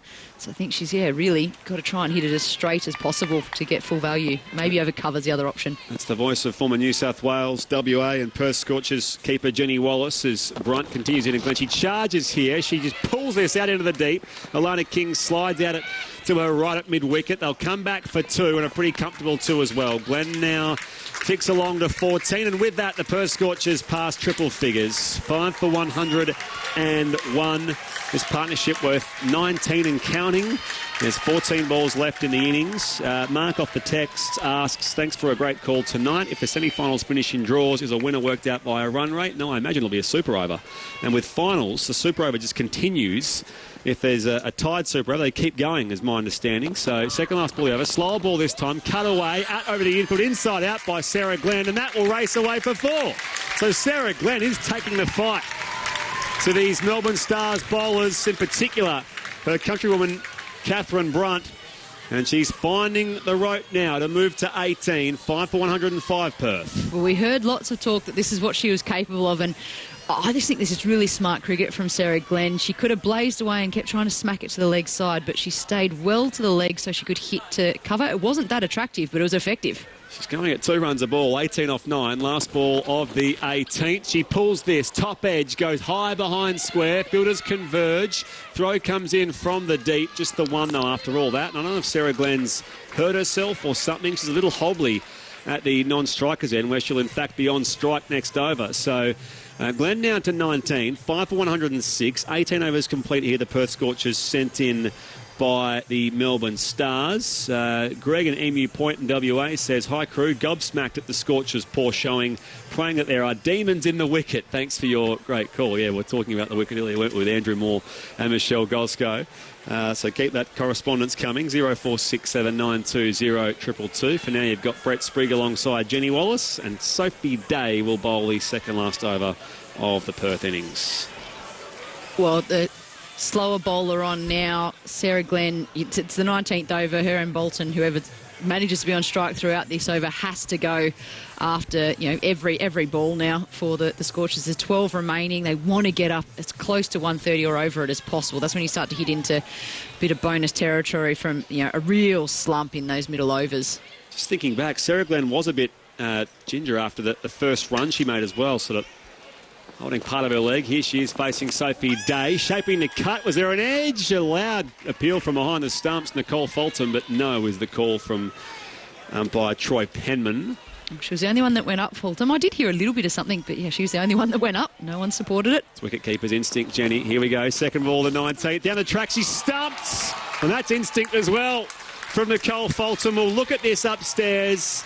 But Sarah Glenn lost her balance, and perhaps because she was proppy on the right side of her body with that leg, she may not have got back in time. She doesn't appear too confident as she's looking up at the big screen. But it was an awkward take from Nicole Fulton. I think she sensed that perhaps, yes, she was still out of her crease, and so the bails came off pretty promptly. We'll get an idea of this pretty quickly on the replay, Jenny, but Sarah Glenn thinks she's out, and a replay tells us she certainly is. So there you go. The 6th Perth Scorchers wicket to fall. 6 for 106 here, the Scorchers, despite that little partnership of 24 between Sarah Glenn and Nicole Bolton. Glenn does indeed make way, so she's clapped off by her teammates and a few of the Perth fans that are in the O'Reilly stand off to our right. And Matilda Carmichael will join Nicole Bolton at the crease. 6 for 106, the Scorchers, and they've got, 10 balls left in their innings. Well, if we're in for any sort of miracle, it is Matilda Carmichael. I think you'll find that the cheering is purely for her. The ticket sales would be the Carmichael family and extension. Yes, she is from around here, isn't she? She went to school just down the road. This is pure Carmichael territory here, so doesn't often get to play in front of a home crowd, and they don't often get to see her. So that's a rowdy reception for her for a couple overs left. So Glenn departs 19 off 12. Stumped by Nicole Fulton from Sophie Day, and now Carmichael just cutting behind square. Slight misfield, and Elise Villani has to go and mop up the blue of Mignon Dupree, and Matilda Carmichael's off the mark straight away. So 6 for 107 here, the Scorchers. Yeah, Carmichael's a Monty St Angelo girl, all-girls school. I was mildly curious about why there were so many people in orange and black hats in the O'Reilly stand. I thought it's unusual in a hub situation when you've got teams playing at neutral venues and so on, but as Bolton is just coming down the track, heaving this out to the deep. Along the carpet, though, they'll come back for 2. Sophie Day takes off the bails. I reckon she's gone. Great throw from the deep. Again, I think it was the handiwork of Erin Osborne, was it? Superb work in the field. Such discipline from the Melbourne Stars all night tonight here at North Sydney Oval. And this could be another run out. Yeah, Erin Osborne, you're right. And also well collected from Sophie Day. Yep. Up at the stumps, making sure she stayed low so that it was a nice sort of chest high. She could collect it. And then Matilda Carmichael, obviously her crowd will now clap her off from that brief appearance, just trying to get the semi-set batter in Nicole Bolton and the experience of Nicole Bolton back on strike. You sort of have to try those things, don't you, sometimes when they're just trying to find their way to a score. But, geez, the Stars, those 2 losses leading into this finals campaign, I think has made them really kick into gear as to, no, guys, we are way better than that, and their fielding and their bowling discipline tonight has been outstanding. Matilda Carmichael run out for 1, so Erin Osborne again with the handiwork, her second run out of the night. She has been a leader in that category as well right across the tournament when she's not been injured. She is dynamic in the field as the Melbourne Stars and former Australian off-spinner. So 7 for 108 here, the Perth Scorchers. Tennille Peschel joins Nicole Bolton, but Nicole Bolton's at the keeper's end here, awaiting at least this next delivery from Sophie Day. 2 balls to come in the 19th over. The Scorchers having crumbled in this Women's Big Bash League semi-final. Bolton here waits for Day, advances, back over the bowler's head. The umpire ducks for cover as well. Fielders converge in the deep. Siva takes a tumble, gets up, throws in from the deep, and that will be 2 runs for Nicole Bolton. She's now 21. 7 for 110 here, the Scorchers. Nicole Bolton's nearing her highest score of the campaign, which is 25. Far below her usual standards as she's facing the last ball of Sophie Day's over. Lobs her again. The offside this time. Down 2 long off and 1 run. She'll keep the strike next over, Nicole Bolton. She's 22. The Scorchers 7 for 111. 6 balls to come in their innings. Well, 6 balls to come. Bolton, the known bat, left for the Scorchers. Peschel, Betts, Cleary. The remainders, they are the bowlers, so they just want to do the running, if anything, and Bolts is going to have to try and find her area, just know of 2 spots, basically. Can I go to the leg side if it angles in at me? Can I go to the offside? I literally just swayed away from a bat thinking it was coming in the window. So lost my train of thought there. It's a bit weird being up this high and having the bats go under you. But yeah, so 6 balls to go, and what do you think? 10 gets them to 1-2-1. It means at least it's a run-a-ball equation that they can defend to. So I think they've got to get to that 120. A couple of boundaries will help. And have to inflict a similar sort of collapse on the Melbourne Stars and target that top order. As I say, Meg Lanning, Elise Villani, Mignon Dupree. They've got some batters in form here. So Nicole Bolton will take guard to start this 20th over. Nat Siver will bowl the final over. 1 for 17 from 3, her figures so far. Right arm pace around the wicket. Little ramp here. Reverse ramp from Nicole Bolton. It's almost a sweep in the end. Picked it up off a good length. Watchful was Nicole Bolton. She gets 4 down towards the McCartney stand here at North Sydney Oval. So with that, 7 for 115. Nicole Bolton on 26, her highest score of the campaign. Yeah, and a great shot. She's played straight to get her innings going. And in this time, she didn't try and play a really big, flourishing reverse sweep. She did a reverse paddle, and I think that's a much better option against someone who's trying to bowl Yorkers to you, angling in at you. So really good shot from Nikki Bolt.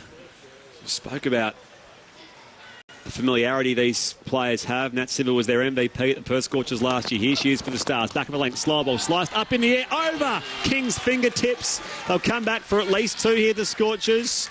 2 more for Nicole Bolton to 28. Her score now 7 for 117. 4 balls to come. It's a couple of times now we've also seen Meg Lanning get followed out to the boundary and just hand it off to someone else to throw in. Maybe her shoulder troubles that we've seen before is just a bit niggly after a long tournament. Bringing Long off up, Mignon Dupree up inside the circle. Long on stays back here for the left-hander Nicole Bolton. Taps her bat and waits here for Nat Siver. Another slow ball. Attempts the reverse again. She misses this. So does Fulton. It'll roll away for 4. Was it a very light edge or in fact a bye? Yes, byes signalled from umpire Claire Polisak. Doesn't matter how you get them here for Perth. Just get them. 7 for 117. 121, I beg your pardon. 3 balls to come in the innings. Well, the change of stance is what's probably meant that to be byes as opposed to wide. So Fulton's had to cop that on her stat sheet, take it for the team instead of it being 5 wides and re-bowl it. That's a good point. Again, just trying to position herself for the reverse paddle or reverse sweep. Here she is again, Bolton. Open stance, waits for Siver. Does the same again. She misses this. And it's sort of technically it's sort of it would be a wide if she was a right-hander, but because she was in position nice and early, so she plays and misses technically. So a dot ball for Nat Siver, a nice result. Her figures 1 for 23, 2 balls to come in Perth's innings, 7 for 121. See, these last 2, Spriggy, she's tried to play the catch-up reverse sweep where she's trying to catch up to a ball going back behind her, and it hasn't worked. The first one that worked, she just held the bat out there as a stationary item and the ball hit it and kissed off it and went for 4. That's when she plays that shot more successfully. So she's just getting frustrated now. I think she probably needs to look around again, and hopefully Tennille's reminding her, hey, mate, you've got a smoking cover drive. Why don't we go to that option? She's got to go big. She's got to find the boundary, be it along the ground or otherwise. I mean, and all of a sudden, you look at that potentially 130.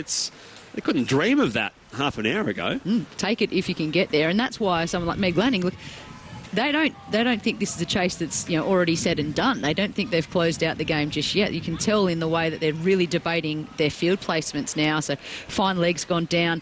Everyone is up on the offside. So again, we know now the angle is going to be down towards leg, and Bolton needs to somehow access the offside. That's where she's going to be able to get through or over. Yeah, Captain Lanning was having a chat to her charger here, Nat Siver, who's into Bolton, who pulls this out in front of square. That will go all the way for 4. One bounce and over the rope on the eastern side. Nicole Bolton is taking the fight to the Melbourne Stars. She now has 32 and they're 7 for 125.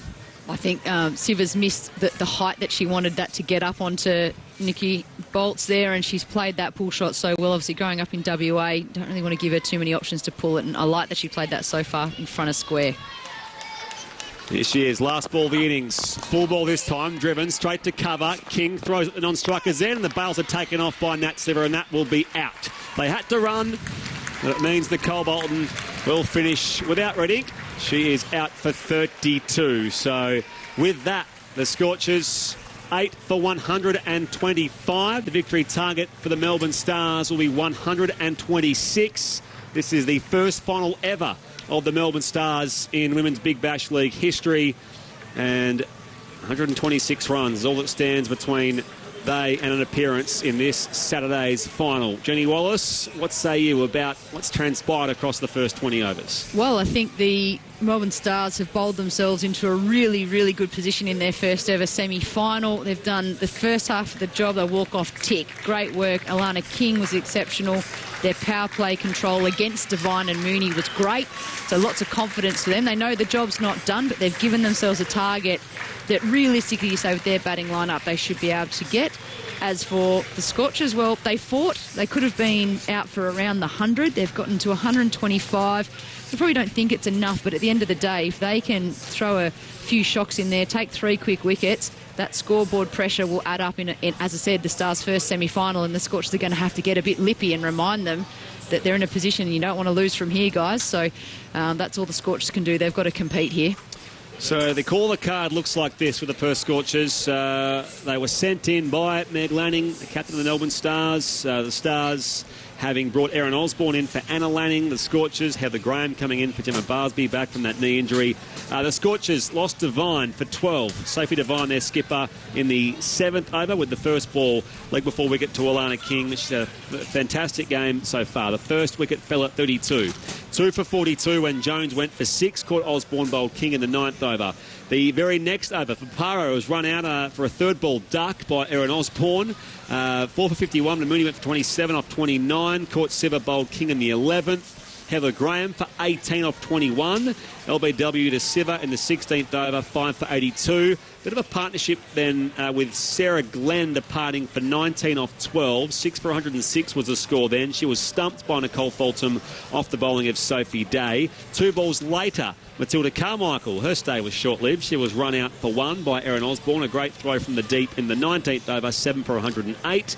And then a few nice strokes at the end from Nicole Bolton. She was the linchpin, I suppose, in that, I wouldn't say lower order for her necessarily, but keeping that lower order together and getting the Scorchers to a semi-respectable total. She was out for 32, run out off the very last ball of the innings. So by Alana King at cover, and Nat Sevo dutifully took the bails off. 8 for 125. Victory target 126 here for the Melbourne Stars. The bowling figures look like this. Catherine Brunt, 4 overs, no maidens, none for 25. Nat Sevo, 4 overs, no maidens, 1 for 27. Erin Osborne, none for 24 from her 4. Alana King, by far the pick of the bowlers, 3 for 16 off 4. Which is just superb economy as well. Just 4 and over in the T20 format. Phenomenal. Tess Flintoff, solitary over, 11 runs having come off it. And Sophie Day, who's been impressive in her first Women's Big Bash League campaign, 1 for 17 off 3. So 126 here is the target for Meg Lanning's team. How do the Scorchers defend this, Jenny Wallace? Well, the way they defend this is with these few names. Sunil Peschel, she's been outstanding so far this year. I think her task will be to get rid of Lanning and Villani. Nicole Bolton, look, she had a great innings in amongst what was a really tough batting innings. So I think she might be able to carry that into her off-spin bowling. I often see her bowl in the power play, so maybe she'll be able to snag a quick wicket. And then I think even Sam Betts is someone that's sort of been in and around the place. Sarah Glenn will have to get her leggies going, economy and wickets. So they're the names that if the Scorchers are to defend this, they're going to take multiple wickets and at a good economy, those guys. It is just a glorious Sydney evening here at North Sydney Oval. The sky is now black. The artificial light has taken over. And the run chase gets underway here very shortly. 126 here for the Melbourne Stars to find their way into the WBBL final coming up on Saturday. More from Jenny Wallace, Michelle Gosco, Andrew Moore. I'm Brett Sprague. Coming up here on Grandstand Cricket. But first, it's time for us to head to the ABC newsroom.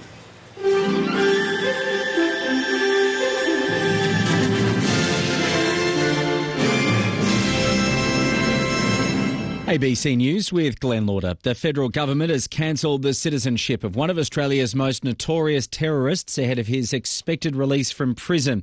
Abdul Nasser Ben Brika was jailed for 12 years in 2008 for his role in a plot to attack a number of targets in Victoria and New South Wales. The government's applied to the Victorian Supreme Court to keep the Algerian-born cleric locked up after his sentence finishes. The Home Affairs Minister, Peter Dutton, has confirmed the government has now revoked Ben Beaker's Australian citizenship. He's the first individual to have lost his citizenship on shore under the terrorism-related provisions of the Australian Citizenship Act of 2007. And given Ben Beaker no longer holds Australian citizenship, he's granted an ex-citizen visa by operation of law under the Migration Act.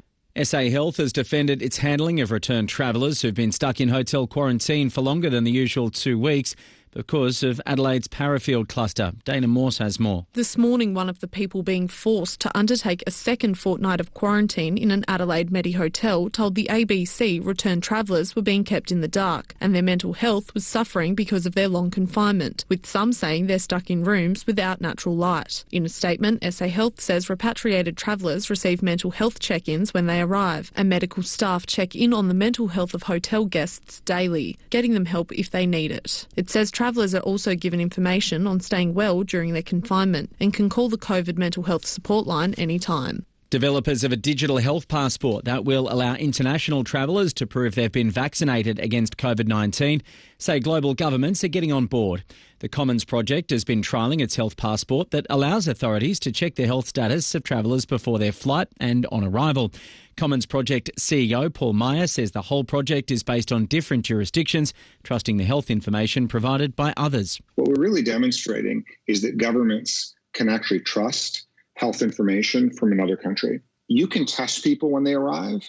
You can't vaccinate people when they arrive. So ultimately, for this model of testing and vaccination to work, we need a model that allows governments to trust other governments. 3 members of Papua New Guinea's parliament have tested positive for COVID-19 while staying at a resort where politicians have gathered to try to resolve recent political turmoil. Here's PNG correspondent Natalie Whiting. PNG's opposition is trying to oust the current Prime Minister. The upheaval has seen the two sides go into camps, where the MPs all stay together in 2 hotels. Now, 3 MPs in the government camp have tested positive for COVID-19. Incident manager Dr Downey Esseram says wide-scale testing has been conducted at the resort after the initial case was discovered and the 2 other MPs were then diagnosed. Our team is now back on the island, doing more contact tracing. One of the infected MPs had joined the opposition, so their camp is now also being tested. Natalie Whiting, ABC News, Port Moresby. Federal Labor is not expected to settle on a short-term carbon emissions target until at least next April. Labor's committed to becoming carbon neutral by 2050, but Shadow Climate Change Minister Mark Butler says his party's still having internal discussions about the 2030 goal. He says opposition leader Anthony Albanese's made it clear that the national conference in March will be part of the decision-making process. We're going to go through a proper process to develop these positions. As Anthony has made clear over the course of this week, we've got a national conference that will be held early next year.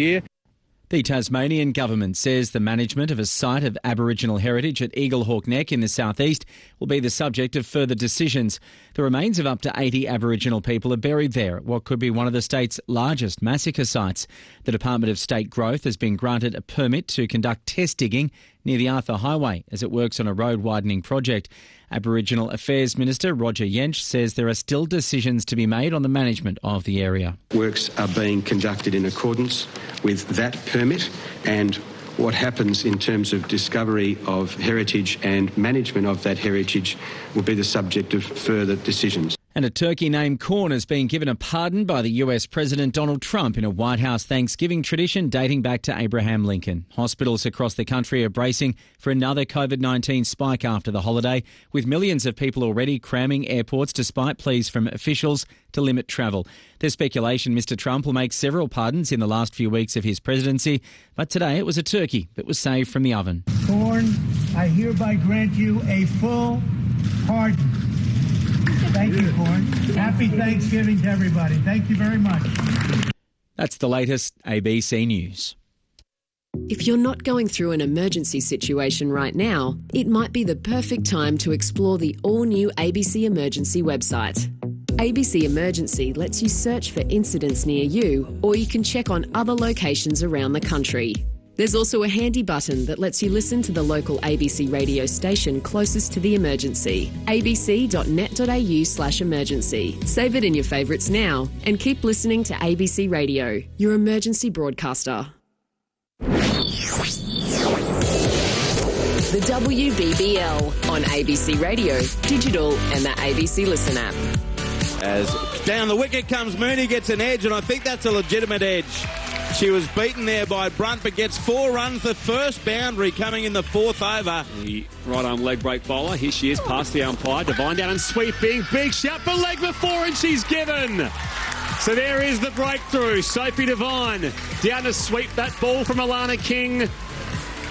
And the first wicket has fallen here for Perth. Lost the leg spinner up in the air. Fielder gets back, and this time the catch will be taken by Osborne. Straight down her throat. Amy Jones, who got lucky the previous over. The fate falls upon her this time, and the Scorchers fall to 2 for 42. In she comes, Mooney advancing, just drops and runs, and the bowler underarms. Paparo grounded the bat. Did she get there? I reckon she did. Out is the call. There we go. So just incredible fielding.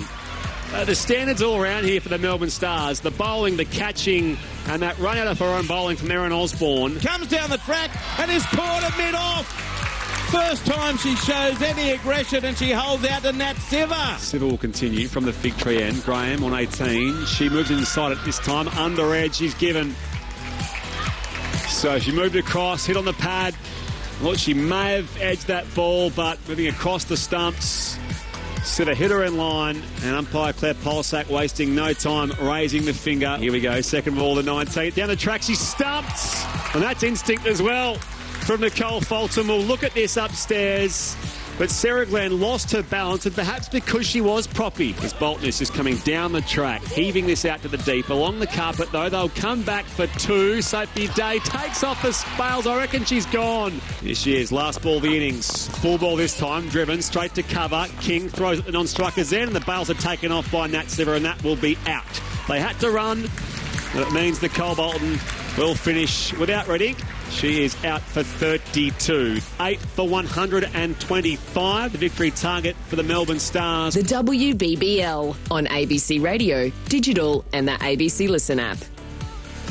The Melbourne Stars have been the best team all competition in this WBBL 06, and now they are in the box seat to advance to Saturday's final. Their victory target here, 126 against the Perth Scorchers. The Scorchers falling to 8 for 125, despite some late innings hitting from Nicole Bolton, 32. 126 is that victory target, and very shortly, Meg Lanning and Elise Villani will walk to the crease. So this is the first of our 2 semi-finals. Tomorrow night, back here at North Sydney Oval, it will be the Brisbane Heat and the Sydney Thunder to see who faces the winner of tonight's game. You've got Brett Sprigg alongside former Aussie Test batter Michelle Gosco. Andrew Moore is with us. Jenny Wallace here as well as we move through the remainder of this match, the first semi-final. The run chase getting underway in just a few moments' time. The Scorchers make their way out onto North Sydney Oval under a dark night sky and a wicket that's certainly been pretty good to the Stars bowlers. Can the Scorchers make use of it here in the run chase as Lanning and Villani step out on to the playing arena here and begin the task ahead of them. 126 runs for victory and a place in this WBBL final. Welcome back, Gozzy. Welcome back to you, Spriggy, as well. Look, it's going to be an intriguing chase here. I think the Stars will try and put a big mark on this game and just take that into the finals. Jenny and I were just having a chat then about sort of, I think the Stars will win, and when they will try and get that, I think they would probably try and get that sort of in the 15, 16 over mark. Just try and take that form into the final if they can. But the Scorchers, they've still got a little bit of a sniff. They just had a little bit of a fight back at the end there, but geez, they're going to have to bowl well here. They have to attack. They've got the slip in place here. Tanil Peschel will bowl first up from the fig tree end, the northern end of North Sydney Oval. We mentioned Elise Villani and Meg Lanning. Now Elise Villani, who suffered a bit of a hamstring niggle while batting on Sunday. We weren't sure if she'd front up and play tonight's game. We could tell she was being protected in the field. She wasn't fielding in her usual positions. So we'll see if she can hold that together at least here through the early part of this Melbourne Stars run chase. And Tanil Peschel had an impressive tournament, the best economy rate of the Perth bowlers, under 6 and over. She was in the team of the year. One of 6 players out there tonight in the tournament team of the year. Now it's up-ish. Defensive stroke from Villani. Almost a chance first up for Tennille Peschel. A dot ball. Yeah, great start there. She has been super impressive. Really good pace and good control, and has created a lot of opportunities for the Perth Scorchers, and nearly got one there. It was a little bit early through her shot there, Villani. We're broadcasting through ABC Radio Victoria, WA, ABC Sport Digital, the ABC Listen app, and also through the UK, BBC 5 Live Sports Extra. Peschel fights a fuller and faster ball this time at the pads of Villani, who's coming forward defending. A couple of dot balls to start. The Scorchers need plenty more of those, and a couple of wickets as well early on. Yeah, we're just having a chat outside in that little break there with Andrew, and just trying to work out this wicket. It looks like a different wicket than they played on the weekend, and there has been a bit of rain around, so it's not bouncing up as high that the wicket did on the weekend. Yeah, it's the furthermost western wicket on the block here at North Sydney Oval. It's Peschel into Villani, back of her length. She pulls this high in the air. Fielder under it, comes in just shy, and it will bounce away from the fielder in the deep, Heather Graham, who is sliding in. It was an awkward sort of half-volley arrival. It's missed her and gone for 4. So, I mean, she might feel encouraged by that, Tennille Peschel, but nonetheless, it is a boundary, and the Stars don't need too many of those. None for 4. Yeah, and that was really high on the bat there for Villani, who we know that she's going to play her shots, and a great effort out there by Heather Graham. She had to go for that catch there.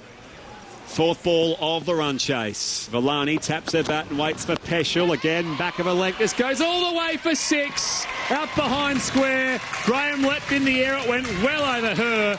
Back-to-back boundaries. A 4 and a 6. And Elise Villani is finding her rhythm. She's 10. She has all of Melbourne's runs so far. Yeah, what injury are we talking about, Spriggy? There doesn't seem to be one there. You don't have to run if you're hitting a boundary, so that's probably what she's after here, Villani. Really good shot. That slip's gone out, so there's a 3rd back and that deep backward square I mentioned, Heather Graham. As Peschel's on the approach, Villani waits, up on her toes, come off the midriff, I think, and just bounced out to the offside, and she sent back a big loud call of no from Meg Lanning at the non-striker's end. Dot ball, none for 10. 1 to come in the first over of the run chase. It looked like it would be a pretty tidy over, but a 4 and a 6 off the bat of Elise Villani means other ideas. Yeah, just got her length wrong there. That was a little bit fuller, so couldn't get underneath that one there, Villani.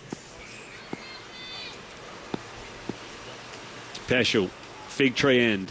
Villani taps her bat and waits. Gives herself room to cut off the back foot behind point.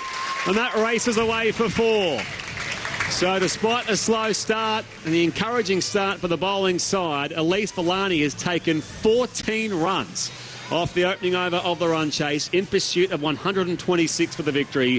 14 without loss here, the Melbourne Stars. Wow, what a start by Villani and the Stars, and already put the Scorchers on the back foot. As you mentioned, Spriggy, those first 2 balls were really good, but then just released the valve there. You know, it's a game of inches sometimes. If Heather Graham takes that catch, all of a sudden the Scorchers are on top, but unfortunately for the Scorchers, it just bounced before and then raced away for 4. So I think this is going to be the other end where Sarah Glenn comes into the attack, and I think this is, you know, they really need her to pick up 3 or 4 wickets.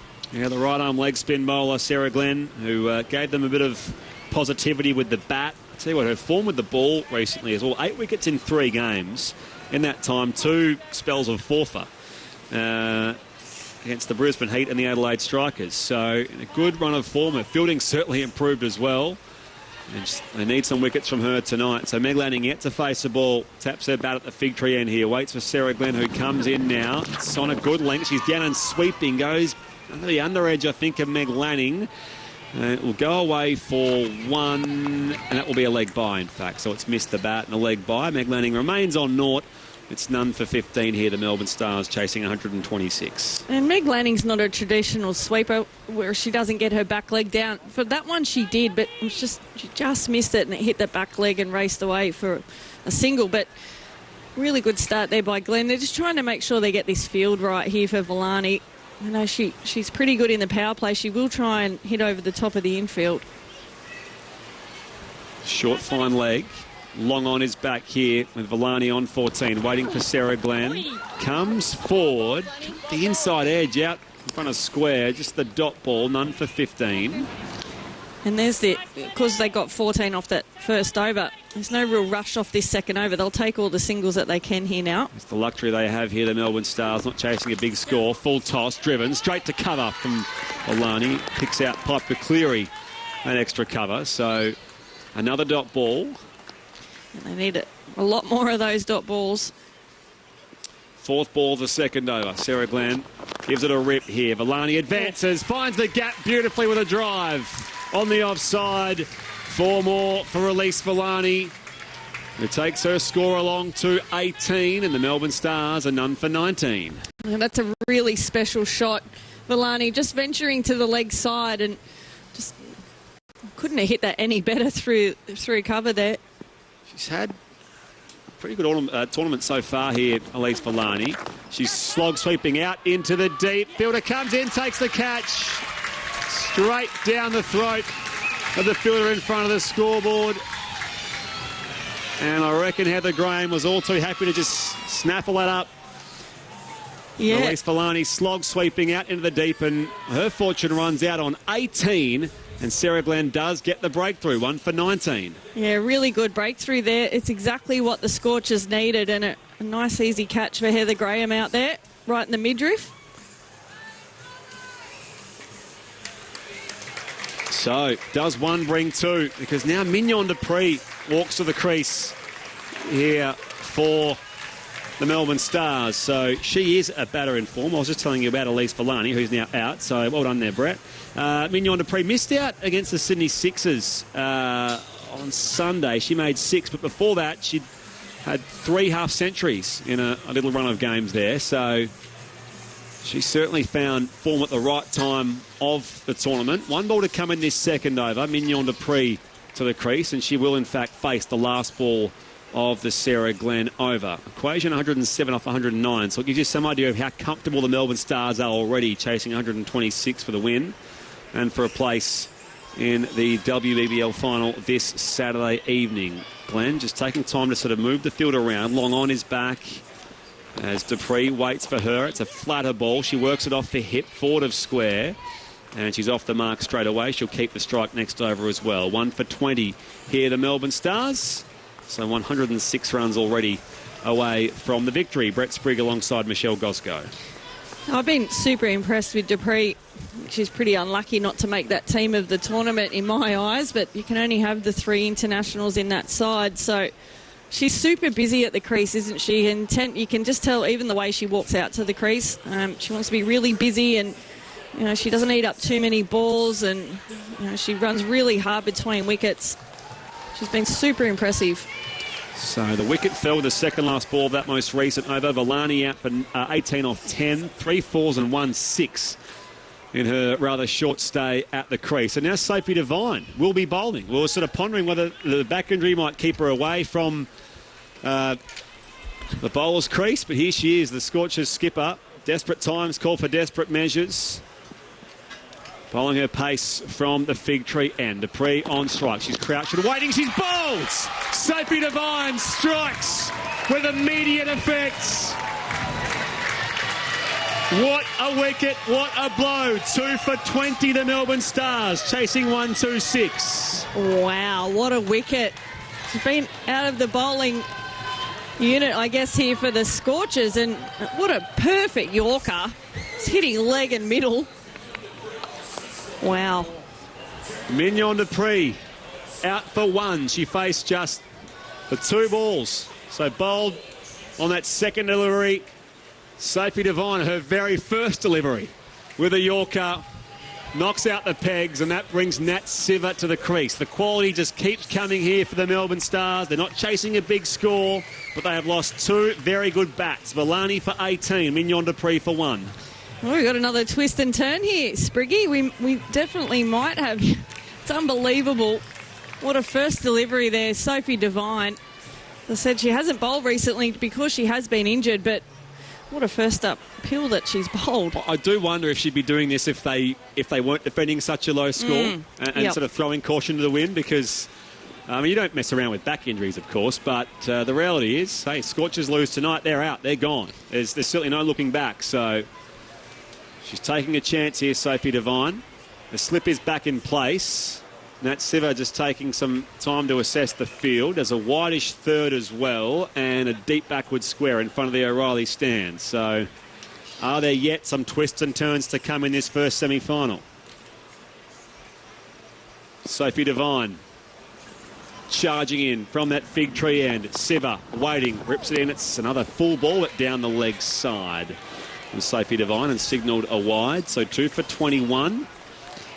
And again, nice and full there by Devine, just trying to replicate what she just bowled. It was a beautiful Yorker. Just getting the line wrong there.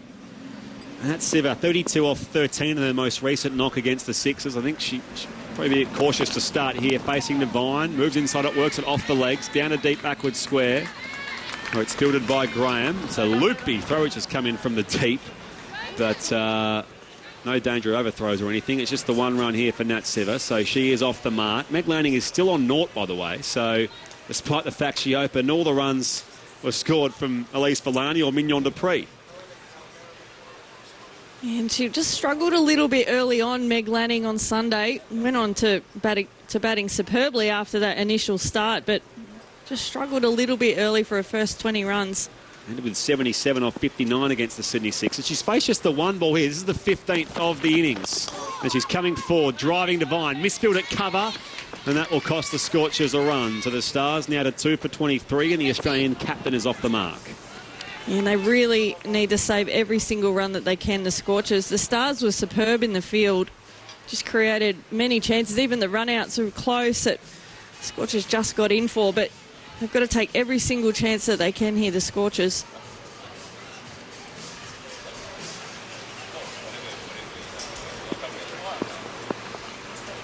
Devine in past the umpire. Siver, it's back of a length. She's looking to pull this, but it's just going down past the face of the bat and down the leg side again for a wide. So just battling to find her rhythm here, Sophie Devine. Despite the early success, she's adjusted the line and the length a couple of times and it's given away a couple of sundries. Well, you imagine here the only way they're going to win is to bowl the Stars out. She's in again. Another short ball. Siver just punches it to the offside. Cover point does the fielding. One more run here for the English all-rounder. Siver to 2. 2 for 25, the Melbourne Stars. They're chasing 126 for the victory and for a place in this Saturday's final. As it's been mentioned in our coverage, it's the first time the Stars have made the semi-finals into the 6th season of the WBBL. So maybe there's a little bit of nerves creeping in.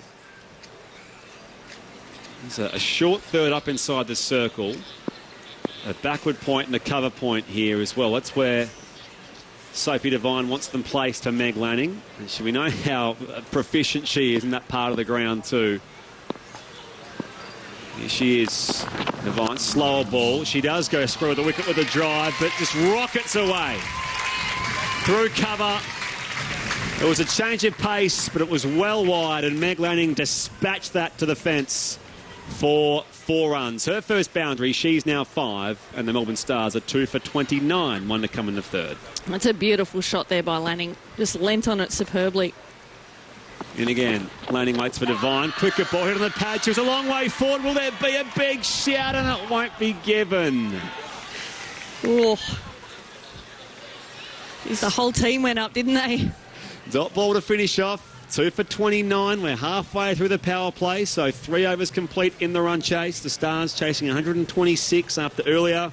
The Scorchers 8 for 125. Not a bad effort, all things considered. They had a very slow first 10 or 12 overs, thanks to some lower order hitting from Sarah Glenn and Nicole Bolton towards the end, to lift them to something they can bowl at. And here they are, having removed 2 very potent batters in Elise Villani and Mignon Dupree. Meg Lanning is still there on 5. Nat Siver on 2. We'll see more of Sarah Glenn bowling leg spin from the city end. She's bowled really well so far. Just off her 1 over, 1 for 5.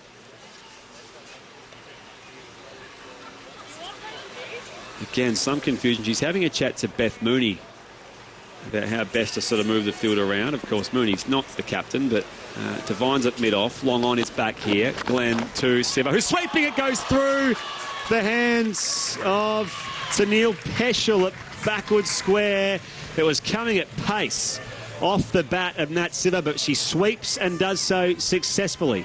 So she gets 4. Her score is now 6. The Stars are 2 for 33. Yeah, well, we know that the English are very good at sweeping, and you know the ball's coming. You just have to take it. It's as simple as that here for the Scorchers. Glenn into Siver. Sweeping again. She's missed this, and it's a wide. So 2 for 34. Another sundry. And it's hard bowling in the power play as well. You've only got the 2 fielders out. In this case, long on and quite a square deep mid-wicket here as Siver waits for Sarah Glenn. Back of her length, gives herself room, works it off the leg. Straight to the fielder at backward square who had that, I won't say it was a half chance a moment ago to Neil Peschel. She runs back to the boundary rope. They'll bring the long on up inside the circle now. Perhaps trying to set the trap and make her go lofty here, Siver. She's coming back and defending straight to mid-wicket. So a dot ball this time, 2 for 34. Yeah, you're right. I wouldn't have minded keeping backward a square up just to try and take that chance. Glenn in again. Siver pulls this out into the deep. There's a fielder on the rope in front of the big screen. The player who took the catch earlier, Heather Graham. Just the one here for Nat Siver. Melbourne Stars 2 for 35. They'll move back Piper Cleary to the offside rope here, playing sweeper at deep cover. Quite square as well. Almost like a deep point, to be honest. Glenn into Meg Lanning. She's down and sweeping, gets it fine all the way for 4. So again, trying to set the coverage and the protection for Meg Lanning, square of the wicket, but she was down nice and early, sweeping, and gets 4 runs. The Aussie skipper, she's 9, and the Stars are 2 for 39. Yeah, and that's a superb shot. We talk about how strong Meg Lanning is on the offside, round the cover and cover point region, but I'll tell you what, she's really developed that sweep shot. She's hit that super fine. Good batters, good players, never stop learning, developing who they go. This is well flighted. She goes back over the bowler's head, driving and splits the fielders at mid-on and mid-off, all the way for 4. This time a straight drive from Meg Lanning, who ticks along to 13. Despite the slow start, she's finding herself again. 2 for 43 after 4 overs here at North Sydney Oval. The Melbourne Stars are chasing Perth's 8 for 125, so the victory target 126 for the win. She's so good to watch, isn't she, Meg Lanning? We talk about 360-degree players. She might not do the ramps and the reverse sweeps as much, but she can still hit 360-degree just by the way that she positions herself in the crease. It was a superb shot. Pure power, and she has finesse as well. Piper Cleary into the attack from the fig tree end here for the Perth Scorchers. None for 17 off 2 in her most recent spell against the Strikers. She's now gone 7 games without a wicket. So we'll see if Piper Cleary can get the breakthrough here. I mean, really, you're looking at the scoreboard thinking that they need 1 wicket every 10 or 15 runs, don't they, realistically? Because if the Stars bat 20 overs, they're going to get there. Here's Siver on 7. Taps her bat and waits here for Cleary, who's bowling a full ball, and it's just worked to mid-wicket. A dot ball, can't penetrate the infield, Siver. She remains on 7. The Stars 2 for 43. Yeah, I imagine, Spriggy, they're not going to take this to the 20th over, so they've got to try and conjure up some wickets some way. Maybe Piper Cleary. I thought she's bowled better than not getting a wicket for the last 7 games, to be fair. Siver waiting here for Cleary and just turning this around the corner. Very fine for 4.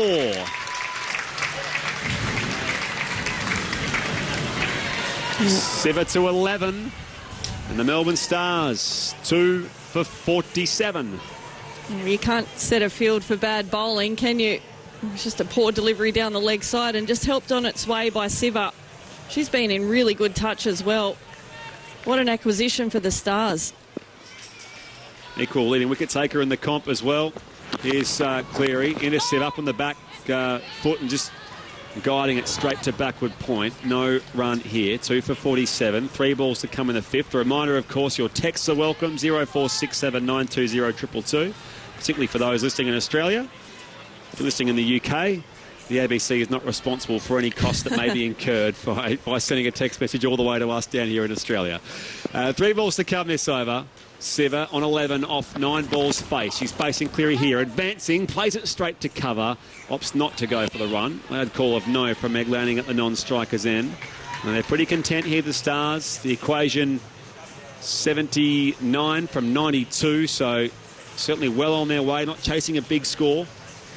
And you've just blinked and they've got to 47. You're just sitting here watching and can't believe how quickly they've raced to that. Second last ball, Cleary back of a length, chopping down on this Siva, only as far as cover point. Again, can't penetrate the infield. So not a bad over first up here for Piper Cleary. Just the 4 runs off it so far, 1 ball to come.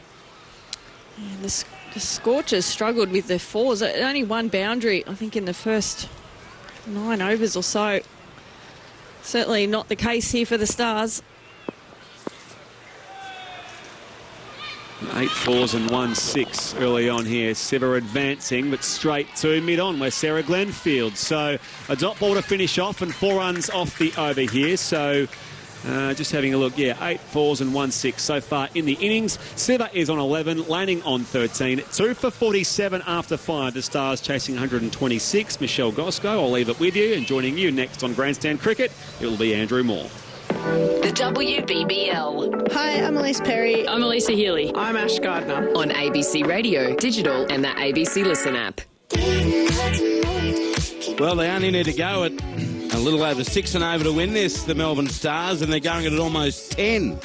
2 for 47 after 5 at the same stage. The Scorchers were none for 27. Gozzy, haven't they gone about this in a vastly different way to the Perth side with Sophie Devine and Beth Mooney early on? Yeah, you're spot on. And obviously they've gone out some really good intent and just played their natural game. It's almost like they've ignored what they're chasing and just stuck to their game plan like they were batting first.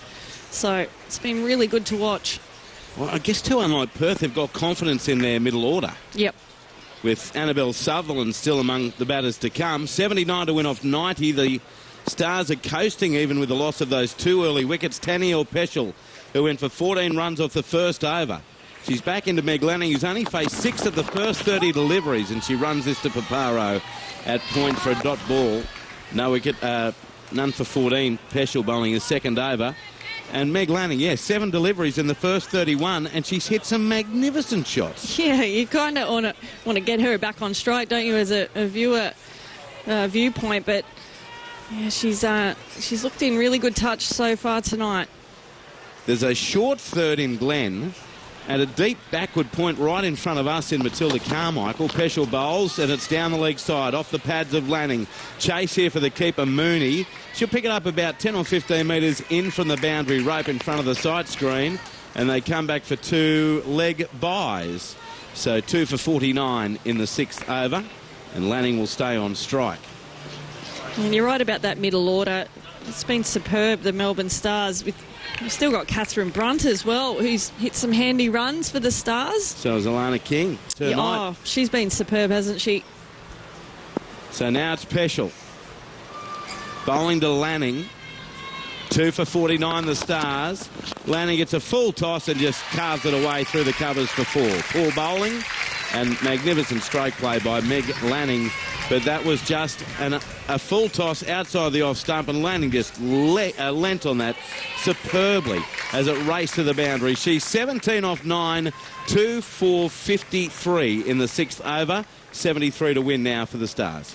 And we've seen those full tosses, Maury, just go straight to the fielders, either as a catch or stopped. But she hits the gap nearly 99 out of 100 times. There's a point, cover mid-off inside the circle. This time she runs it backward of point.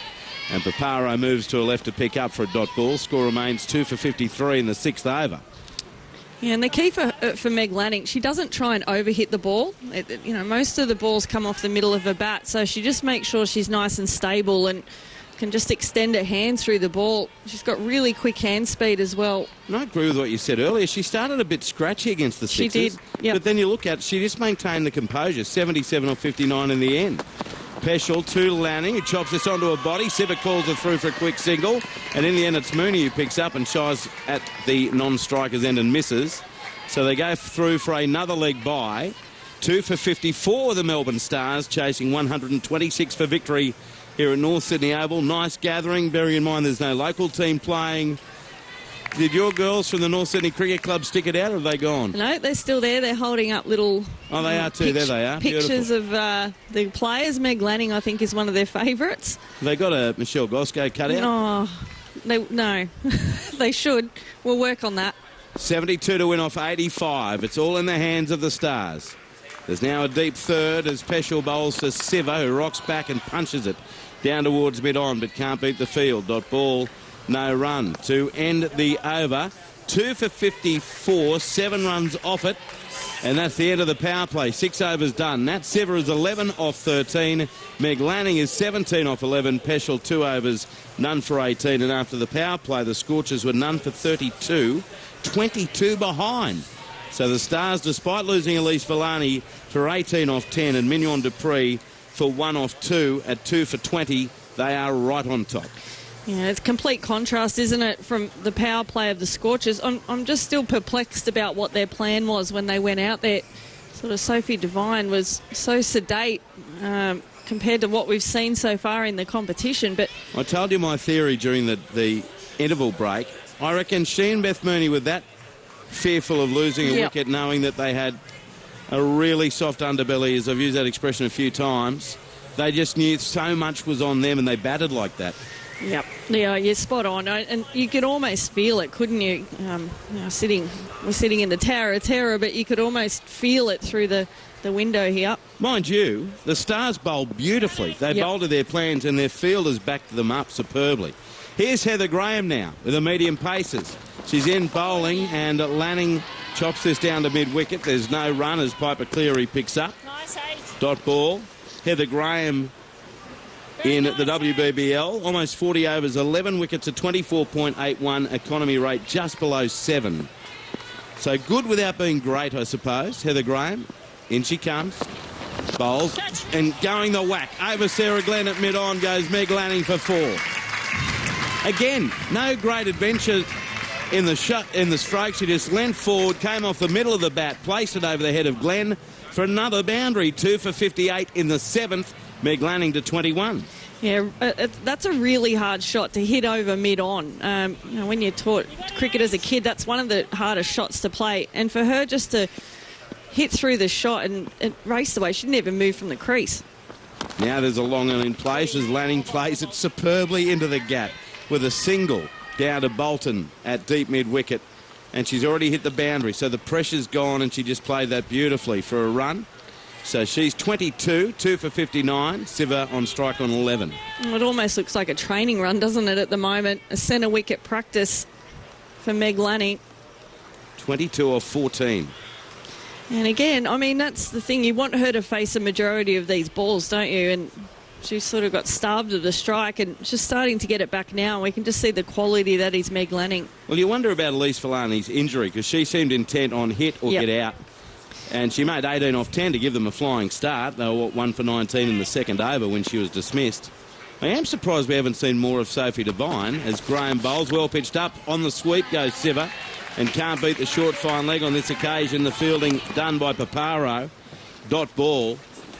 A magnificent delivery to get rid of Dupree first up from Sophie Devine. I know there are a couple of wides, but you'd think they need her to grab a couple of wickets. Well, again, why haven't we seen Nicole Bolton? Yeah. So she's had a handy knack of picking up an early wicket. We're perplexed all round. Here's Graham bowling to Siva, struck on the body. The ball runs away square on the onside. Throw by Mooney well wide, and they scamper through for a leg by. 2 for 60. The Stars in the 7th over, chasing only 126 for victory. And that brings Meg Lanning back on strike, 67 to win off 80.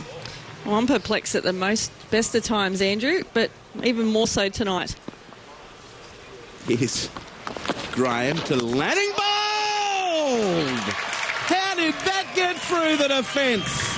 Heather Graham strikes and Meg Lanning joins us in being perplexed. She's bowled by Graham for 22 and the Melbourne Stars 3 for 60 in the 7th. Wow, what a delivery. Meg Lanning, she just looked back in the wicket and go, what just happened there? But top of off stump, as a bowler, that's exactly the ball that you want to bowl. And to someone of the calibre of Meg Lanning, you take that any day of the week. Magnificent delivery by Heather Graham. So Lanning is out for 22 off only 15 balls. And in that process, she hit 5 boundaries. So she's out in the 7th over. Heather Graham strikes. And 3 for 60. That was a whirlwind 40-run partnership between Lanning and Siver. And now Annabelle Sutherland comes to the crease. If they can get another one soon, they could be back in the game. The Perth Scorchers. Annabelle Sutherland only had one real innings of note, 72 off 51 against the Hobart Hurricanes about a week ago. 140 runs at 20, strike rate 115.5. So that is the end of the 7th over. 3 for 60. And now bowling is Sam Betts, who's been bowling well for the Scorchers. And this ball to Siver is played to mid-on and there's no run. Dot ball. Can they lift the pressure here, the Scorchers, as Michelle Gosco leaves us and Jenny Wallace is back in. Hello, Wall. What do you reckon? Well, I mean, they needed to keep taking wickets, and that's a big wicket to have in your back pocket. Betts bowls. Well flighted and well struck by Siver. The aerial route chips it over the infield down to long on. And they'll get a run. So Siver moves to a dozen. 3 for 61 in the 8th over. So they're nearly halfway there with runs. 3 wickets for the Scorchers, but they need 2 or 3 in a hurry. They do, and look, if they can keep Heather Graham bowling deliveries like she just did to Meg Lanning, to just nip back away and take the top of off and leave Meg Lanning, as you said, perplexed. It's not something you usually see on her face while batting. So now Betts to the new batter, Sutherland, her first ball, and she's defending correctly, and it runs off the face of a bat, square on the offside. And Mooney, who is standing up to the stumps, picks up no run, 3 for 61. Well, we know how good Annabelle Sutherland is, but we can't discount her age here. So the Scorchers have to realise they've got a tiny opportunity to put a younger person under pressure. Someone who does score in more traditional areas might make it easier to set a field to. Only 3 wickets for Betts, but an economy rate of just 6.3. Here's a full toss to Sutherland, but you can only defend it. Down to Devine at mid-off. No run, 3 for 61. Yeah, and Sam Betts, she's come into their squad, towards the back end of this tournament, and as you said, her economy rate's been really impressive. So Coach Shelley Nitschke and Soph Devine as captain have decided to keep her going while she seems to be in some good form. She only really came in when Sophie Devine was injured, as Betts bowls to Sutherland, another defensive shot, played towards cover, and the ball picked up there by Cleary. Dot ball again, 3 for 61. So good start here by Sam Betts, bowling to the new player Sutherland. Yeah, but, really. Sorry, I was going to say it's still 65 to win off 73, box seat Stars. Betts over the wicket into Sutherland, who drives more powerfully this time, and a poor bit of fielding by Cleary. She should have stopped that. She missed it. The batters will come back for a second run. Good work on the boundary by Carmichael, right in front of a fan club. And there's a couple for Annabelle Sutherland to get off the mark after the Cleary misfield. 3 for 63 at the end of 8 overs, with Sutherland on 2 and Nat Siver on 12. The target 126. Yeah, well, as you mentioned, with great fielding from Matilda Carmichael to race around and dive and keep that from going across the rope, but it shouldn't have gotten to that point. And the Scorchers with a really modest total, their fielding unit has to step up, and we saw just how good the Stars fielding unit was in the first innings. Their bowling was excellent, and their execution and discipline was great, but I think they backed it up a lot in the field, didn't they? Yeah. Great run-outs, great communication, and just generally really good along the turf. So, if you're going to win a semi-final at defending only 120-odd, that the fielders really have to make every run seem bigger than it actually is.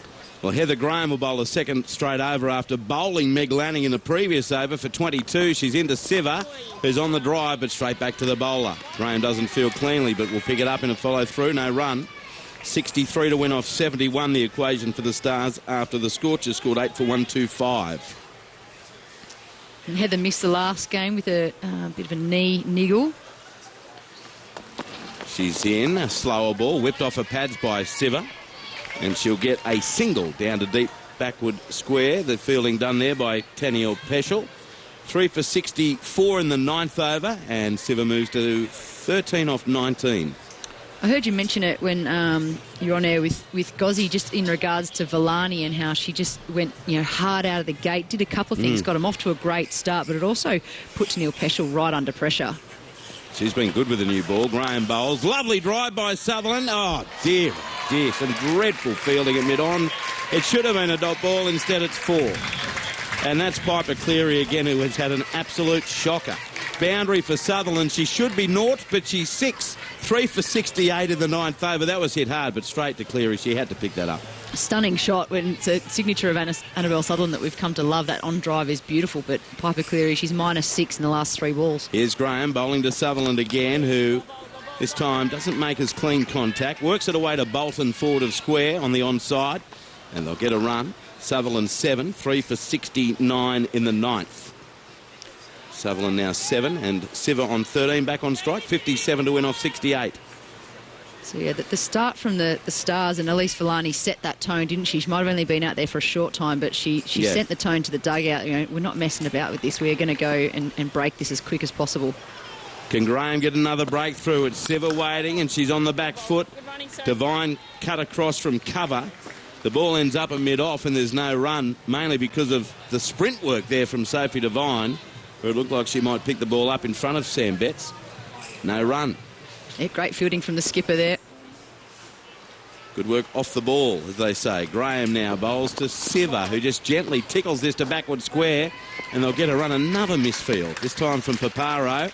I think they would have managed the run in any case. But one more to the Melbourne Stars. They're chasing 126 to beat the Perth Scorchers, and they move along now to 3 for 70 after 9 overs. So 7 runs off that 9th over, with Nat Siver 13, Annabelle Sutherland 7.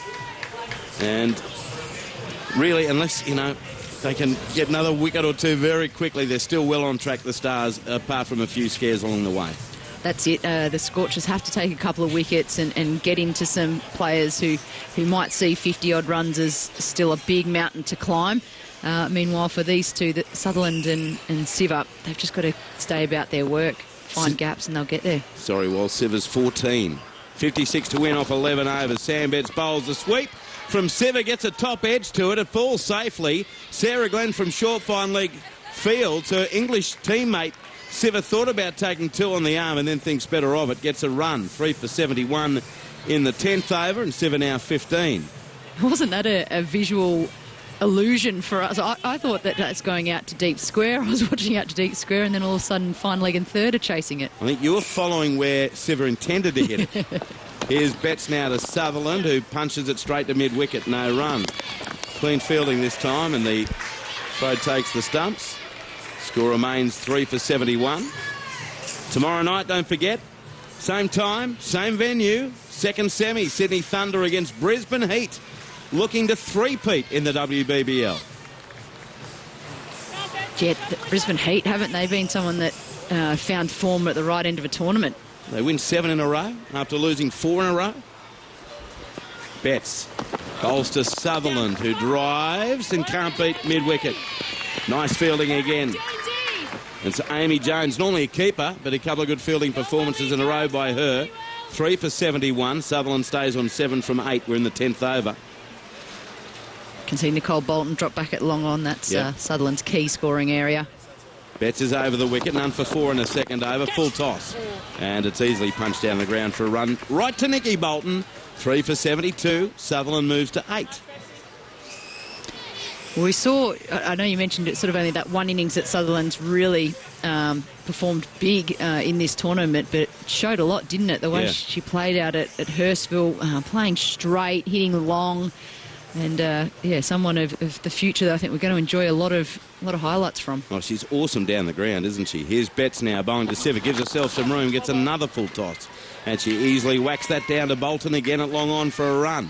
Bolton whips the return into Sam Betts. One more, 16 to Siver. 3 for 73 in the 10th. Needing 126 to beat the Scorchers. Good bowling from Sammy Betts. They're just low, really low full tosses, and they're hard to hit anywhere else but straight back down to the fielder. 53 to win off 61. Betts, different length this time. Just on a good length, and it's defended to Jones at mid-wicket for a dot ball. Good over by Betts. 3 runs off at 10 overs in. And the Melbourne Stars 3 for 73, chasing 126 for victory. And after 10 overs, the Scorchers were 3 for 49. So the Stars are 24 runs ahead. Elise Villani caught a deep mid-wicket by Heather Graham off Sarah Glenn for 18 off 10 deliveries, 3 fours and a 6. It was 1 for 19. Mignon Dupree bowled by Sophie Devine's first ball for 1. It was 2 for 20 in the third. And Meg Lanning stunned. Heather Graham bowls Lanning for 22 of 15 with 5 boundaries in the 7th over. It was 3 for 60, now 3 for 73 with Sutherland on 8. Nat Siver is not out on 16. We've got these drink timeout at the moment. And then to join Jenny Wallace on Grandstand Cricket, Brett Sprigg. The WBBL on ABC Radio, digital and the ABC Listen app. We so often speak about the burden of expectation, don't we, Jenny Wallace, and a team that's been so dominant throughout the tournament. How do they go come finals time? Well, the Stars couldn't have hoped for a more perfect sort of performance so far. They have lost a couple of key wickets in the run chase, but they are not chasing a big total, and they are motoring towards that 126, aren't they? They really are. I think they're well in control. A couple of wickets might change it, and that's what I assume the Scorchers would have been chatting about in their huddle. That's their way into this game, is to take a couple of wickets and just see what they can conjure up. As for the Stars, they've just got to keep an eye on it. They've broken the back of the run rate really nicely, so as long as they don't go back into their shells, which I can't imagine these two will, then they should be giving themselves a couple overs spare for this. Speaking of breaking backs, Sophie Devine back into the attack from the fig tree end, and we thought she wouldn't bowl because of the lower back injury. She got a wicket with her very first ball. She got Mignon Dupree bowled for 1, but she has bowled just the 1 over so far. 9 runs came off that over. She's just moving the field around here. Deep backwards square, a cow corner and a long on here as she bowls to Nat Siver. And Siver is coming forward to a slow ball, driving uppishly past the bowler down to long on. Just the 1 run here. 3 for 74 now for the Melbourne Stars. Yeah, well, can the skipper for the Scorchers break through again? I think she would probably use herself a little bit sparingly because of that back injury that we saw sort of really halt her tournament. And took the big wicket of Dupree. Sutherland back on strike here, waiting for Devine. Very quick delivery this time. She comes forward, though. Doesn't shy away from that. Driving straight to mid-off. Another dot ball, 3 for 74. It's just a front foot, defensive punch from Sutherland. Yeah. And her bat, I feel like her bat is wider than anyone else's. She just presents a really full face of the bat to her shots. Devine steaming in. Sutherland back of a length, moves inside this, plays it off the hip out to Heather Graham on the mid-wicket boundary. And they'll change the strike over here, the Melbourne Stars. Sutherland to 9, 3 for 75 now. They're chasing 126 for the victory. There seems to be a bit of conjecture out there in the TID pathways. People trying to predict, will Sutherland be more of a batting all-rounder or a bowling all-rounder? Seen her debut in both international white ball forms in the last 11 months. Siver is now cutting this slower ball from Devine. There's a sweeper on the offside. 3 for 76. So again, they can go in singles here, the Melbourne Stars. They're in no great hurry. 50 from 56 is the equation. 2 balls to come in the 11th. Mid-off drops back to the boundary. Deep mid-wicket, deep backwards square. They're going to pull that fielder, in fact, up inside the circle and push one back on the offside in front of the hill. The breeze has certainly picked up as well here at North Sydney Oval. Sutherland, high bat left, waits here for Devine. Driving again, slight miscue of this. Digs it out, though, straight to backward point dot ball. And there is 1 to come in the 11th over. 3 for 76. The Melbourne Stars are 50 runs away from the win. Well, the Scorchers, when you look at that board that we're staring at, 50 off 55, they've lessened that gap between runs and balls to come. Devine in, slow ball, dug out again, straight to mid-off. And that is a rather effective over from Sophie Devine. Just the 3 runs off it, so 1 for 12 her figures. The Melbourne Stars 3 for 76. Sutherland on 9, Nat Siver on 18. You've got Brett Sprigg alongside Jenny Wallace here on ABC Grandstand Cricket. Yeah, really, actually, when I'm just sort of looking at the little scorecard tally that I keep up here, and the last 2 overs only going for 3. 10 the two before that, so 16 off 4 overs. That's to what they needed to do, the Scorchers, just to try and slow down that run of momentum that the Stars had sort of really gotten on. Obviously, taking the wicket of Meg Lanning has helped, and that was an absolute seed from Heather Graham. Yeah, and she's going to continue from the city end now, so that was an absolute peach to get rid of Meg Lanning, wasn't it, back in the 7th over. So here she is, bowling the 12th over of the run chase. The Melbourne Stars, 3 for 76. They're chasing 126. I sense this is a key over, Heather Graham delivering this one. Siva waits here for Graham. Full toss, helped on its way straight to Sarah Glenn. Just paddling it around the corner, straight to Sarah Glenn. No, it's short fine. If it had gone half a metre wider, I know she could stop that. It was coming at pace. Yeah, I agree with that. I think that was fortunate it went straight to the fielder, and in this instance, Glenn backed up and made sure she got her body down behind it. This is Graham's third over. Her figure's 1 for 12. Slower ball across the line. Siva doesn't get all of it though. It rolls off the tail of the bat out to mid-wicket. It may just go all the way somehow. Fielder fumbles on the rope. It's heaved in by Tennille Peschel. They'll come back for a couple. I know it sounds weird the way I described that, but it wasn't like she got anywhere near all of that shot, Nat Siva, but it did just roll along forward of square out to mid-wicket. The power some of these batters can generate is unbelievable. Siva on 20, facing Graham, coming forward this time. More conventional stroke, down to long on, just the one now. Siva to 21, 3 for 79. Yeah, it does just show the power, doesn't it? Because it was an absolute miss-hit from right low toe of the bat, yet it still had a lot of work to be done for the fielders to keep it. It was Amy Jones, the usual keeper, out there, bit of a visual change from going deep mid-wicket to your wicket-keeping duties. I was going to ask you, Jenny, do you have a preferred fielding position if you didn't have the gloves on? Apart from first slip? No, I think I probably preferred second slip, so I used to move like a keeper when I was in first slip. Fourth ball of the 12th over. Sutherland on 9. Waits for Graham. Full ball. Driven. Off the toe of the bat. They'll get one here. Long off or mid-off runs to a more conventional mid-on. The fielder on the onside was back on the fence in front of the scoreboard. So comes across and does the fielding, does Sophie Devine. 46 off 50 is the equation here for the Melbourne Stars. 3 for 80 now. 2 balls to come in the 12th. Graham turns, top of her mark, comes in here to Nat Siva, who's waiting and looking to sweep this. It's a wide down the leg side. Just missing down leg from the ball that she's trying to hit, trying to bowl really stump to stump, Heather Graham. Good from Beth Mooney. She wasn't clean, but she managed to make sure it couldn't go past her. Second last ball the over. Siva on 21. Back of a length, just popped up in the air off the bat of Nat Siva. Rolls down to long on, just the one run. Siva to 22. 3 for 82 here, the Melbourne Stars. So one to come in this over. I think we used to sort of always speak about the novelty of, there's a wicket-keeper out there who's not wicket-keeping or whatever, and it became this really strange thing. Last ball the 12th as Sutherland is missing this, and so too does Mooney. She was out of her crease.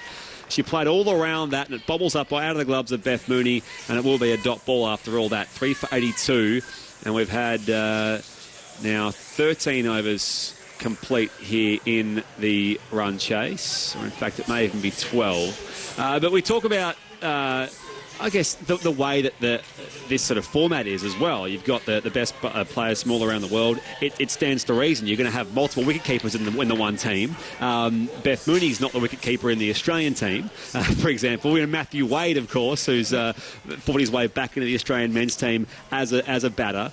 So you don't have this situation where it's like, it's weird having a keeper out there in the field. It's just sort of par for the course these days, isn't it? Well, it is, because often you do get keepers being, these days, quite good with the bat, so that's how they force their way into the side instead of having to wait for that one opportunity to open up with the gloves. And or as you said, Mooney, she doesn't keep for Australia, but she's phenomenal bat and field herself. Amy Jones, she now carries the gloves for England, but for many years she fielded because Sarah Taylor had the gloves. Yeah. She was the number one for England. So you do see that definitely around, don't you? Sarah Taylor was a phenomenal worker of the gloves. 12 overs complete here, 3 for 82.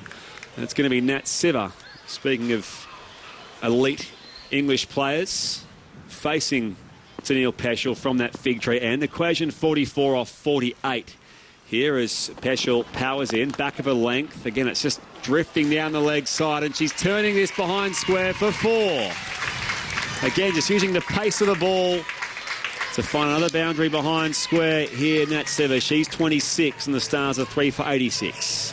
Oh, Peschel, she's hurting here. I think the previous game against the Strikers, she was expensive, sort of out of nowhere as well. And now in a game when she really doesn't want to, she's been quite costly. Long on his back, deep mid-wicket as well. Seva waits for Peschel, comes forward, clips it off the legs, down the cow corner. Heather Graham collects in the deep, just the one run. 3 for 87. Seva now has 27. Yeah, I recall that Sarah Taylor stumping in the 13-14 Ashes test at the Wacker. I was fortunate enough to be calling that test match, and just that insane, I think it was down the leg side as well. Just an amazing piece of work from Sarah Taylor, which we've seen on highlights reels for years to come since then. Midway through the 13th over here, Sutherland on 10, facing Peschel, full ball, dug out, slap back past the bowler, straight to mid-off. One run though, they've got enough room here for the single, 3 for 88. Yeah, Sarah Taylor, go on to any of the streaming services and pop her name in for a highlights reel. I think they did a phenomenal sort of 5-minute one when she retired. And it's just blissful. Seva back on strike. Peschel whips it in on a good length. It's driven straight to mid-off. Dot ball, 3 for 88. Barring the first ball of this over, Spriggy, this is the Tennille Peschel style, isn't it? She's just hurting herself early in the over when they get putting her under pressure with a 4-ball. But the previous one's a single and a dot. 2 balls to come in the 13th. Peschel in here to Seva, who's again glancing forward of square. Fielder in the deep, comes in off the rope, and Matilda Carmichael again fields in front of her cheer squad. One more run here for Nat Seva. So again, she's making these good sort of starts, the 30s, the 20s, and at a pretty decent clip usually. She's going a bit slower here tonight, 28 off 33. Sutherland 11 off 17, but again, it's the luxury they have here, the Stars. They are not under any real pressure to chase down an imposing target. 126 is that victory target. Full ball. Almost on the full toss here. Sutherland again, just getting it back past the bowler. Sarah Glenn dives across from mid-wicket, can't stop it. One run down to long on to finish off the Tennille Peschel over. So her figures none for 26 off 3 overs complete. And we've had 13 overs here, 3 for 90. The Melbourne Stars only just 36 runs away from the victory target. Well, a good finish to her over, Tennille Peschel. Just the boundary that let her down as the first delivery. And the Stars, they don't have to go at sort of just 5 and over. So they're definitely in control. One thing they do want to keep an eye on is that a couple of wickets will change that for them and put the remaining players like Alana King and Tess Flintoff and Catherine Brunt under pressure that's probably unnecessary. So realistically, these two who are now set, they're the ones that need to make sure that they take their team to progress into the final. We have seen some almighty collapses throughout this tournament. Some, the occasional sort of 3 for 5 or 4 for 10. There's been a couple of those. I don't want to go into any specific examples, but that's what the Scorchers need here in the field if the Stars are to be pulled up short of that run chase. Sarah Glenn from the city end, giving herself room to pull it here, Sutherland. Judge the flight and the pitch of that ball well off the leg spinner. Down to long on for 1. 3 for 91 here, the Stars. So only 35 runs away from the win. And really, so the Scorchers, after Stars got off to a bit of a flyer, they have done well, aren't they? Because they're staying competitive. They're just in touch. If they can sneak a couple of wickets or maybe an over or 2 that only go for 1s and 2s and over. I know that's a big ask in T20 cricket, but they're not uncompetitive. Seva on 28. Waits here for Glenn. She's down and sweeping. Getting it past short. Fine. Fielder comes around from deep backward square. Won't haul it in. 4 more here for Nat Seva. That's only her 4th boundary, but she is building a worthwhile innings here for the Stars. She's now 32, which matches the score she compiled against the Sydney Sixers the other day. 3 for 95 here to Stars. Midway through the 14th over, Glenn continues into her English teammate Seva, who comes down the track, works it out into a gap through mid-wicket. Long on comes in off the fence. They'll come back for 2. Great pressure on. Oh, the throw comes in from the deep, but the batters do put the pressure on the fielding team, and they make the comfortable double. So Nat Seva now to 34. 3 for 97, the Stars. Well, I feel like the Stars are just starting to put their foot down and These two obviously feel comfortable at the crease now. They got given the 4-ball from Tenniel Peschel started her over. They've gotten a 4-ball from Glenn. Siva gets set here for Glenn. Chopping down on this, straight to extra cover where Piper Cleary is waiting. Dot ball. It remains 3 for 97. They're already 7 off this over already, Spriggy. So well and truly in hand with a couple of balls to go. Just like that, Siva's closed the gap on runs and balls as well. Gives herself room here to pull this. It's an awkward little shot she was cramped up in. She rolls it down towards deep mid-wicket, and they will come back for 2 again. So 36. I think she's now 36 off 37, that Siva. So she's well and truly added some bonus runs in this Sarah Glenn over. Indeed she is, 36 off 37. 3 for 99 here to Stars, 1 to come in the 14th. Flighted up here from Glenn. Siva down the track, whips it off the toes. Out to cow corner again. A nice docile single to finish off. That will bring up the 100 here for the Melbourne Stars. Partnership now worth 40, which is their equal best of the match so far. 3 for 100 here with Siva on 37. Annabelle Sutherland on 13. Thanks to Jenny Wallace joining us as ever here on Grandstand Cricket. And Michelle Gosco rejoins us in the experts chair upstairs. G'day, Gozzy. Good evening, Spriggsy. How are you going? Going pretty well. The Melbourne Stars are going along pretty well as well. What is going on up there? Fair income. Samantha Betts from the Fig Tree End. We can't take you two anywhere. Seriously. Bit of a dare. Right. So she's had good recent spells, Samantha Betts, as Andrew mentioned. 2 for 24 against the Hurricanes, 1 for 21 against the Adelaide Strikers. She's an ex-Adelaide striker herself.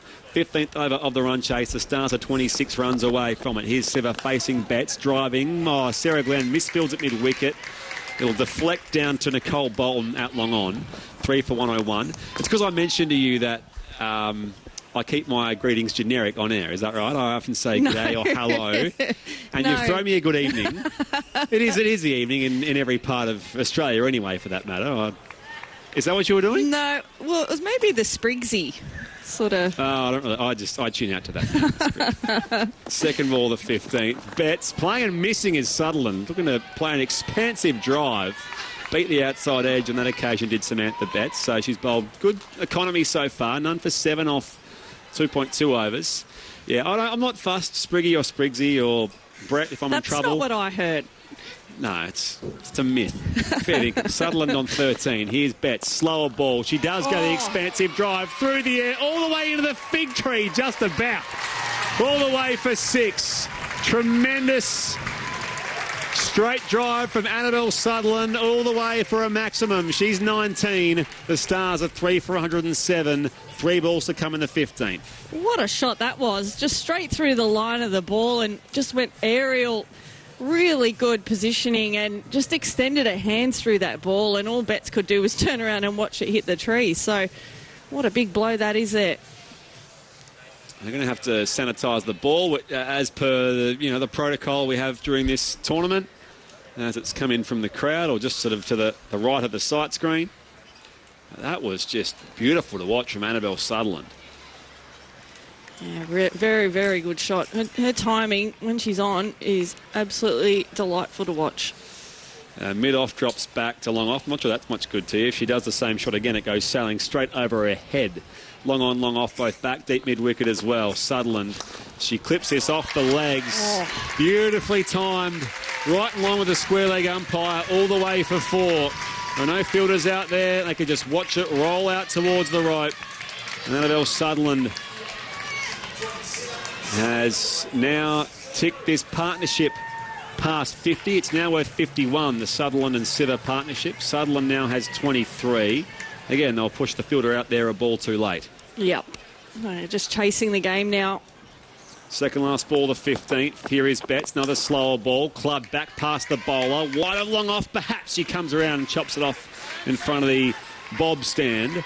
And it's just a single on this occasion. So Annabelle Sutherland now adds 1 more to her score. She's 24 off 23. Siva 38 off 39. Great little partnership. Betts has bowled really well, but this over just been taken to task. And now in behind it, Siva plays it semi-defensively down along the turf to long on for a single. 3 for 113. The Stars now just 13 runs away from victory here at North Sydney Oval, and a place in Saturday's final awaits. Michelle Gosco will be joined by Andrew Morsey-Moore.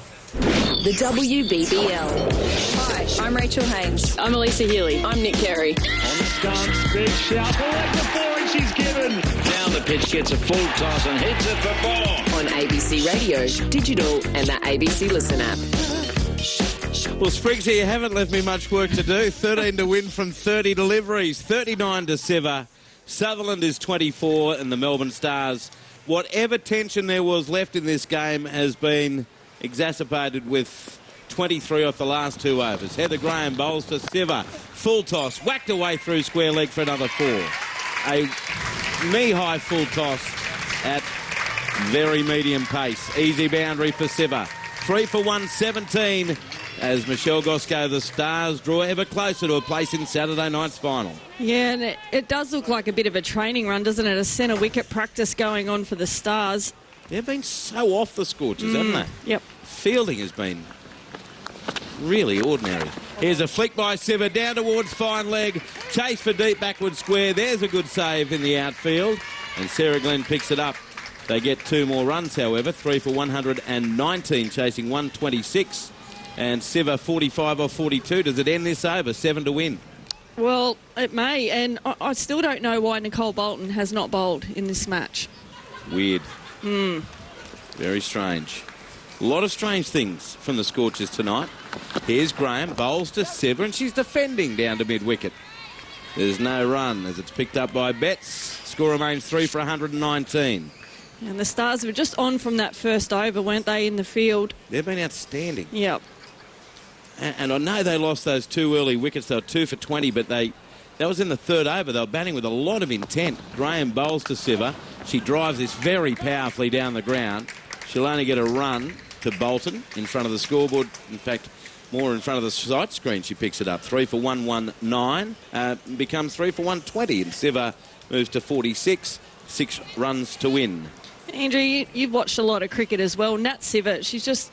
It's so good to watch her play cricket, isn't it? She's becoming who everyone thought she may be. Yep. Graham bowls to Sutherland, gets an outside edge. The ball beats backward point, racing away towards the boundary. They've got one and come back for a second as Paparo chases and picks it up and gets the return back to Beth Mooney. 2 more to Sutherland. 3 for 122. Sutherland up to 26. She's done a good job too, Gozzy, because she came in at 3 for 60. And he just, as we said at the time, if they can get 2 more quick wickets, then it is game on. But she steadied the ship beautifully with Siva. 26 off 24. Graham bowls. Sutherland drives towards extra cover. No run. And Piper Cleary has not had a good night in the field. Picks that one up. No problem. And that ends the over. 3 for 122. 16 overs gone. Only 4 runs required. Sutherland 26 and Nat Siva on 46. And I reckon the big English all-rounder may try to end this by at least getting a half-century. Yeah, and look, this has been an important partnership, hasn't it, been for the Stars? There hasn't been any panic. You know, when Meg Lanning got out, it was a pearler of a delivery, but these two have just come out really assured at the crease. And any other team, if you're losing 3 early wickets, you're sort of in dire straits, but not with the Stars. They just bat so deep. So Sophie Devine, I like this, the skipper bringing herself on when defeat is certain. She bowls to Siva, full toss. Whack down to deep mid-wicket. There's cover down there in Heather Graham, and there's only a run. 3 for 123. And so only 3 to win. Yeah, it may come in this one delivery. It's pretty hard to bowl at, isn't it? All the fielders are coming up now as well. 3 to win, 23 balls. There's a deep mid-wicket, and that's the only one back. Devine to Sutherland. She decides to end it with a 4, straight over mid-off, and races away for a match-winning boundary. Annabelle Sutherland finishes it for the Stars. Not only are they into the finals for the first time in the 6-year history of this competition, they've made their first final. They'll be here on Saturday night against either Brisbane Heat or Sydney Thunder, who'll play the second semi-final tomorrow night. 3 for 127 the score finishes. And I'm just trying to do the math in my head. That's a 7-wicket win with 22 balls to spare. Emphatic, Michelle Goscoe, every which way you look at it. Yeah, well, that was a shellacking, wasn't it, there? And we just can hear the Melbourne Stars celebrating, and as they should, they totally dominated this game. And their first final that they're in, their first semi, they've got over that hurdle, and now they've got the final, and it was really clear victory for them here tonight at North Sydney Oval. And the Scorchers will return to WA, having lost 4 of their last 5 games, so there'll be a bit of taste in their mouth, won't there? Yeah, they will be. And I said I'm still confused about the opening partnership of Mooney and Devine. It just wasn't the same that what we've seen in this tournament, and that really lost them the game. The momentum that they lost in the power play, and then lost the wicket of Devine. And normally she goes at over 130 sort of strike rate, and today she just struggled to hit the ball off the square. So, yeah, look, they've got some soul-searching to do. Shelley Nitschke and the coaching staff will go back onto the drawing board. They might need to strengthen that middle order a little bit, I think. Nicole Bolton did well today, but just didn't get enough from the rest of the order. Now, I've just had the great news that we're on air for another half an hour, so Brett Sprigg will bring us a million interviews from downstairs. Not that he can control that. And Gozzy and Jenny Wallace will keep us company for the next half hour as we unravel our way through this game and look ahead to tomorrow night's game, and maybe even talk about the WBBL, where it sits, how it's worked out this year with the bizarre circumstances, of course, and all the games being played in Sydney, what impact it's had. Is it continuing to grow? Does it need a boost in some way, shape or form? Your thoughts are also welcome. 0467 920 222. Congratulations to the Melbourne Stars. They are into the final of the WBBL season. They've won by 7 wickets and with 22 balls to spare. Now, I'll go through the card before players come over to the direction of Brett Sprigg down there behind the picket fence. Perth Scorchers batted first, scored only 8 for 125, and Gozzy mentioned a rather bizarre opening partnership between Sophie Devine and Beth Mooney, playing with the weight of the world on their shoulders. 27 runs in the first 5 overs, 32 in the power play, and then Sophie Devine was out for 12 off 20 deliveries with only 1 boundary. It was 1 for 32. Amy Jones went for 6. She's had a very poor season when you consider form and injury. Chloe Paparo has done not much either, run out for a 4-ball duck. And early on it was Erin Osborne and Alana King doing everything. King got the first 2 wickets. Osborne took a good catch at mid-off and affected the run out of Chloe Paparo. Beth Mooney was trying to be Beth Mooney, but she was out. She holed out to Nat Siver at mid-off off Alana King for 27 off 29. Only 1 boundary, and she was out in the 11th over with the Scorchers 4 for 51. Heather Graham was LBW to Nat Siver for 18 off 21. It was 5 for 82. Sarah Glenn added a little bit of oomph. She scored 19 off 12 with a couple of boundaries, 6 for 106 when she was stumped off Sophie Day. Matilda Carmichael came out to the biggest cheer of the night. She went to school in this area, and a lot of her old schoolies and friends and family were here to cheer her on. But she lasted 1 ball. She was run out by Erin Osborne, 4-1, 7 for 108. Nikki Bolton was then run out off the last ball of the innings by, of course, it was Alana King. For 32 off 25 deliveries, 4 boundaries, 8 for 125. Taniel Peschel not out naught. She didn't face a ball, 10 extras. And for the Stars, Catherine Brunt bowled well without luck, 4 overs for 25. Nat Siver, 4 overs, 1 for 27. Erin Osborne, 4 overs, none for 24. Alana King, what a star, 4 overs, 3 for 16. Tess Flintoff, 1 over for 11, and Sophie Day, 3 overs, 1 for 17. And she did bowl most of those overs in the second half of the innings. So needing 126 to win, the Melbourne Stars have scored 3 for 127 from 16 overs and 2 balls. Elise Villani was caught at deep mid-wicket by Heather Graham off Sarah Glenn for 18 off 10. It was 1 for 19 in the second. Then a hope for the Scorchers when Sophie Devine came into the attack and bowled Mignon Dupree for a second ball 1. It was 2 for 20. And then Meg Lanning was bowled by a corker from Heather Graham for 22 of 15 deliveries. It was 3 for 60, but then Nat Siver 47 not out of 45 with 5 boundaries, and Annabelle Sutherland 30 not out of 26, 3 fours and a 6. I'll run through the bowling figures shortly, but the main bowling figure belonged to Alana King. 4 overs, 3 for 16. Brett Spriggs, she's downstairs with you now, the player of the semi-final. Alana King, player of the match. Well done. How does that feel? Oh, you actually can't wipe the smile off my face. I'm pretty chuffed, to be honest, but I'm just really happy that we got the job done tonight and we'll be in the big dance on Saturday night. I was going to say, for this franchise to have not been to a final series, through to a final, it's obviously a nice bit of history, isn't it? Absolutely. I think we came into this season with some fresh faces and it's really rejuvenated the team, and very happy to finish on top of the table at the at the end of the round games, and now to be in the grand final is awesome. The discipline you've had in the field has just been tremendous. Was that the highlight for this team tonight, the effort in the field? Yeah, absolutely. We've talked about defending the bowler at all times, and we want to be aggressive with the ball, and the fielders are there to back the bowler up. It's a great spin trio. Yourself, Erin Osborne, Sophie Day. What did Erin bring back to the team tonight? Oh, she just brings back her experience, especially in the power play. We were just missing that bowler in the power play for the last couple of games, but she rocked up and she just did her job as she always does. What happens now? Do you get together and watch the semi-final tomorrow night in the hub? Yeah, I think so, but we won't be too worried about who gets through. They're two really good teams, but we'll just focus on ourselves and hopefully we get the job done. And just on yourself, you'll be playing WNCL cricket with WA, so what does that look like? Do you know what the season's going to be in the new year? We're joining up with WA. Do you know how that's all going to work? Not entirely sure how the WNCL is going to work. There's a couple of fixtures floating around, but we haven't really been told what the fixtures are like. But they're a good bunch of girls, and I know they'll give me some support over on Saturday, that's for sure. You've had a phenomenal tournament so far. What do you put it down to? I mean, your batting's been tremendous. Obviously, the bowling's been the highlight. But what do you put it down to? I think it's just having the freedom to play my natural game, which has been come from Trent and from Meg as well, and it's just having plenty of fun. You can't really wipe the smile off my face when I'm on the cricket field playing in the green and black for the Melbourne Stars. No, we can see that as well. We can see it from all the way up there. Alana, well played tonight. Thanks for your time. Thanks so much. I love that she's still got her pads on as well. She didn't have to come in and bat because of that wonderful 67-run unbroken partnership between Nat Siver and also Annabelle Sutherland at the end. Nat Siver finishing 47 not out from 45 boundaries with 4 fours. Speaking of which, let's go back down to you, Brett Spriggs. Annabelle Sutherland is with me. That partnership at the end was tremendous. What I want to ask you about, firstly, that straight drive, that glorious shot into the fig tree or the other side of the sight screen.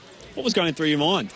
Well, it was the first one I'd properly timed and hit out of the middle, so I was just sort of happy to get one out of the middle, and it came off pretty nice, which was good. And you've had a couple of really impressive digs lately as well with the bat. How would you describe your philosophy with your stroke play? I mean, it looks like you do have a lot of power in the way you play. How do you prefer to make your runs? Yeah, I think obviously give myself a few balls up front, and I just try and hit as straight as I can, and back my power as well. The fact that this team is through to a final, what does it mean to you, and how have you found this tournament? Yeah, it's massive, I think. Obviously coming off last season, which was a little bit disappointing for us. I think having Trent come in and then obviously Meg as skipper, we couldn't have asked for a better sort of season, and we're so excited for Saturday. It didn't quite necessarily work out tonight for them, but to have that explosive opening partnership of Meg and Elise and the tournament they've had so far, how important is that for this team? Yeah, I think they've been massive, and particularly Meg in the way that she's sort of played. It might not be like a 60-ball sort of innings, but she comes out and is 30 off 15 most of the time, which is almost more important. And yeah, I guess we sort of value that really highly. It's not like it was a big score, but seeing the way you and Nat Siver worked together at the end, what do you learn from someone like Nat? Because she's obviously an amazing international talent. You yourself are now an international player as well. What do you learn from a player like Nat, who's obviously come across this year? Yeah, I think there's no better place to sort of learn about your game, and obviously having Siv up the other end, she's a pretty impressive all-rounder as well. So I guess that's a pretty great learning experience for me, and yeah, there's no better place, I guess, to improve my game out there. We just spoke to Alana King, the spin trio. Alana King, Erin Osborne, who was back tonight, Sophie Day. A word on them. They've been immense. I think even, Sophie Day coming in, I mean, she's only played club cricket throughout her career, and I guess that's just a testament to the team and the faith that we sort of have in our spin, and they're an essential part of this bowling attack, I think. I mentioned the bigger picture stuff with you having debuted in both white ball formats in the past 10, 11 months or so. I guess what do you want to build on your game in the next sort of couple of years? What's the priority for you in terms of getting even better? Yeah, I think it's just sort of trying to take my opportunity when I can, whether that's in the Aussie setup or domestically as well. So, I'll do whatever I can to, I guess, take any opportunities I can get. But, I'm pretty happy just, sitting back and watching the big dogs up the order bat. And, I'm happy to take whatever I can. And we can see how much you enjoyed as well. Heat and Thunder. Who do you think you'll play on Saturday? Great question. Doesn't really matter, I guess. We've just got to win on Saturday, don't we? You'll be ready, I'm sure. Well played. Thanks for joining us. Thank Cheers. you. Annabelle Sutherland, who had that great partnership with Nat Siver of 67 unbroken runs. Annabelle 30 not out of 26 deliveries. 3 4s and a 6 didn't bowl today. And I wonder if that's in any relation to a finger injury she suffered on the weekend. Just rounding out the scorecard, 3 for 127, 9 extras, 4 wides, 5 leg byes. For the Scorchers, Taniel Peschel, 3 overs for 26. Sarah Glenn, 3 overs, 1 for 29. Sophie Devine, 2.2 overs, 1 for 17.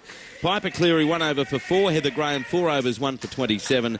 And Sam Betts, 3 overs for 19. Gozzy, Spriggy, in those couple of interviews with Alana King and Annabelle, referring to the spin players and Aaron Osborne coming back and Elise Villani playing, clearly I think hampered by a minor leg injury, but she came out, people are going to look at this down the track and think, 18, what are they raving on about? But it was the intent and the position chasing a low score that put the Stars in that was probably invaluable. And Aaron Osborne in the field and with the ball was just so good. Yeah, you're spot on. And Villani did come out with really good intent from that first over. A couple of dot balls and then a 6 and a 4. You can't get off on a better foot than that. And straight away you could just see the shoulders of the Scorchers go down a little bit deflated already off that first over. And 18 off 10, 180 strike rate, you'd take that any day. Obviously she would have liked to have gone on for a little bit, but you could see she was just trying to clear that front leg to get those boundaries, and it was really good intent from Villani. And the Scorchers, they were just still searching for what was missing in their batting order, I think. Jenny Wallace is with us as well. That was a masterclass by the Stars tonight, wasn't it? Really, with ball in the field and the way they approached going after a smallish total. Yeah, absolutely. They nailed all 3 disciplines and deservedly walked away with a fairly easy win in the 17th and secure their way through to the final. I thought just a bit more of that chat about Villani's innings that, why are we going on about 18 off 10? And as you've mentioned, the intent it set up for the chase. You flip that into how the Scorchers started and you had Devine, 12 off her 20 balls. It's a complete opposite to what we saw from Villani. I think hindsight, you would have preferred to see Devine go 18 off 10 and be out, but have set the tone for her team rather than sort of the hole they ended up digging themselves into. I looked at the comparison and, it took the Stars got their 50 up in the 6th over. It took the Scorchers 11 overs to do the same. The Scorchers hit 9 boundary 4s. The Scorchers had done that in the 6th over. They went on and scored 16 boundaries and 2 6s as well to just show the aggression and the intent. And I think intent's the right word. Even their running between wickets was excellent. You saw at the very end there, Nat Siver, she was sitting behind the ball's face for a while. And she just played a couple of lovely shots into the leg side where they ran really good twos. So even the Scorchers, they must have been frustrated by that. They couldn't even control at that point. They were just giving away twos really simply. And Siva just milked it, and all of a sudden she was flying again. And I just thought it was, real polar opposites. But to review back again, I think the Stars just would be really, really pleased with the way they went about every single discipline. And we'll know they don't need a big team meeting. They'd literally just be like, righto, that formula, let's do that Saturday. Just watching Tess Flintoff down there with a couple of her teammates, and she's dancing around the place. She didn't make a big contribution today, but she certainly has, particularly in the second half of the tournament. And here's another youngster who's in a final. She's been doing high school finals in a village a long way from home. What a dream it's been for her. sort of enthusiasm of youth, I suppose, as well, and just shows that some of these young cricketers are so resilient in many ways, and not only on the cricket field, but to be able to go through your high schooling this year in such a critical year, through would have been probably remote learning throughout most of this year in Victoria, and then really remote learning by bringing it up to the hub in WBBL, and so they just got it done, and that impresses me, and I hope that means for the future of our Aussie cricket, and both domestic and international, that we're building a bunch of really resilient young women. See, I'm sitting here thinking after watching a performance like that, and again, I'd only seen them live 3 times, they'd lost all 3. And I'm wondering how they beat how Brisbane Heat or Thunder can beat them, and then I'm thinking it was only a few days ago that Heat did beat them at Drummoyne. So there'll be some confidence there. Do Heat, Gozzy, start favourites tomorrow night against Thunder or not? Yeah, I think they do. They're taking form into that final. I think with the Thunder, they've probably gone above expectations pre-tournament, but they've snuck into the finals probably off the back of Heather Knight. They've won 3 of their last 4, the Thunder. They went through a really bad patch. Yep. But 3 out of 4 gives them something going into the finals. Yeah, it does. And they almost snap. I can't even talk properly. It's been late. Snatch victory against the Sixers as well off the back of Phoebe Litchfield. So they almost got that. So they would have come in with 4. But I just think across the board that, you know, Georgia Redmayne, she's been one that everyone's sort of been speaking about because she was more a longer form player. But this year she's just transformed into a T20 player as well. So yeah. I think for the Thunder, though, it is a home match in Sydney. They will have the support of the crowd as well. So I think it'll be a pretty close game. Going through doing some stats ahead of that game tomorrow night, it is so Brisbane Heat. Now, they've won 7 in a row, but top run scorers, no one. Georgia Redmayne 11th, 332, but no one inside the top 10. You mentioned Heather Knight for the Thunder. She's 4th with 403. Now, leading wicket takers, Jess Jonathan is there with 16, equal 5th, and that's about it. So I'm not saying that as a negative about Heat. That's them at their best, where everyone does their bit.